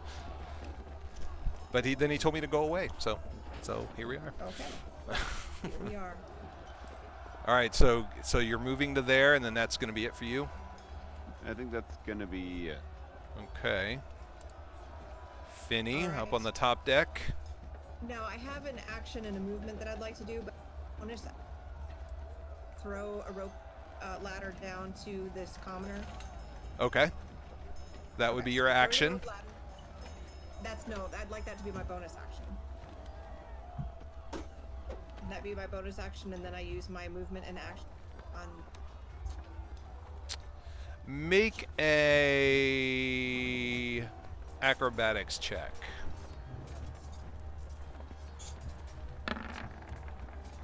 Okay, you're good. Thank you. All right, Yep. so I come over here to this jerk, and I get to use my flame. Oh my god. Ooh. Whoa, that's Ooh. Hey, look at that. So Look what's at that. so what's the info? Can you throw the info in roll 20 Sure. so we can see what we're talking about here? A fiery blade in your free hand. What? Yeah. Scimitar, So this is concentration. So now the moonbeam has gone away. I know, and I didn't see that until you. No. Rookie mistake. New druid. But chances are he was going to move out of the effect anyway, so. Yeah, but it stays there, and she could have moved it back to him. No, you can't No, move the we moon. cast- You can't. I don't think you can move the moonbeam. Yeah, you can. It didn't I read didn't like cast it. on him. If you have a second level available, yeah, these are all second level spells. I thought it did. On your turns after you cast a spell, you can use an Use action, action. to move the beam up to 60 Yep. feet in any direction. You're right. I've done a druid thing here and there. What? No, you haven't. All right, so melee attack, which you hit with 3d6 fire. You did 11 points of damage, and Yay! you just eat like as soon as Did he anybody see how cool that was? Because I looked around. It was really cool. Yeah. as soon as he got up over the edge of that railing, you just came around, you invoked the flame blade, and just cut him in half, and he just goes tumbling right back down into the water in pieces. This fish is on fire. Yes! Love it. Oh my gosh. Oh, my friends are so cool. The big guy looks Now over, free of the racking pain. yeah, and now holding his harpoon back again, and he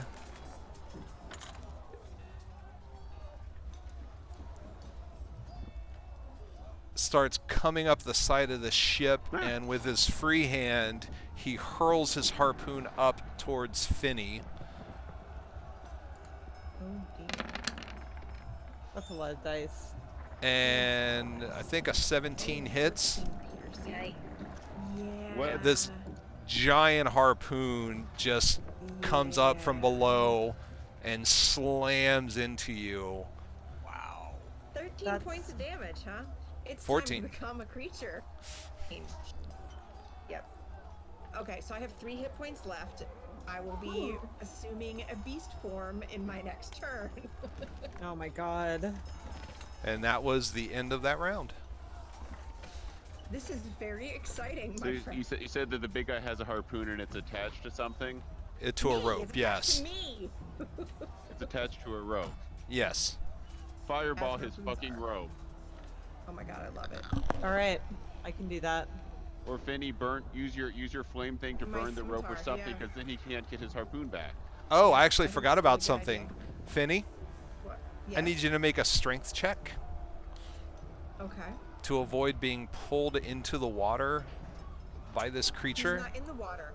He's not He- in the water. He's on He, the boat now. You well, said. pulled towards him. He rolled very low. He only got a 9. Oh, you only got a 6. Oh, And no. she beat that. So you went flying over the side and are now in the You water. said he climbed up. He's onto the boat. he's starting to climb. He's on the Yeah, side of not the what you boat. said. That is what I said. I said he was holding onto the boat, climbing up, and he said he threw the It's okay, you harpoon can get a really with badass his beast free waterfall. hand. You're Okay, it's you're fine. not dead. You're just in the water. This is good for you. You like Become the a giant water. crocodile and eat him. He just Jellyfish. helped you. Bite his One's butt. Not, there aren't. There are like 3 that are. Rope to bite his butt. Sorry. Butt bite. All right. So is this where you would like to pause for food and various, and then we'll see if we can reconvene later? A couple of This hours. is where I'll need to pause for the night, because I have an early bedtime tonight. I understand. So, this was fun. I'm glad. Yeah, I'm glad we got to play for It's for a while. fun to fantasy stab things. Yes, it And is. you can do it without pants. Yes. Well, you did very well for your first game. Thank you for joining us. Hope you enjoyed it. While we're all still online, when is there a potential for more fun killing things. Probably I know not there's weekend. children- Probably not till the weekend, because I know Aaron. Yeah. I mean, we can if we work it out ahead of time. See, my birthday's on the 24th. Happy early But birthday. I'm off on the 23rd, and then I am available like pretty much anytime Saturday or Sunday of next weekend. We're definitely available Friday, Saturday, Sunday. Well, we will text and discuss and Alright, try to that figure gives out us a next time. baseline. Yeah. Yes, because I'm eager. I'm chomping at the bit. Yeah, I'd like We'll to. be chomping I at the need- I need butt. Right? Chomping at the front butt. Got that right. Got that right. Yeah. Alright. Alright. I wanna continue battling and things. All right. Me too. Alright. Saturday and or Sunday would be fine for me. Ooh, and Okay. I like Yeah, that. I'm Yeah. playing more than once. We could do an early Saturday. I mean, we could do it anytime Saturday or early-ish Sunday. Before the boys come home. So. Saturday night might be fun, because then when we do early I can't drink, and when we do later I can. Not that that entirely matters, but you know. I'm down for Saturday night for sure. Okay. Let's make that a day. Alright, we'll confirm more closely, but let's loosely plan Saturday night for now. All right. sounds good. Yay! Yay. Thanks, everybody. Bye. All right. Bye. Thanks, guys. We'll see you soon.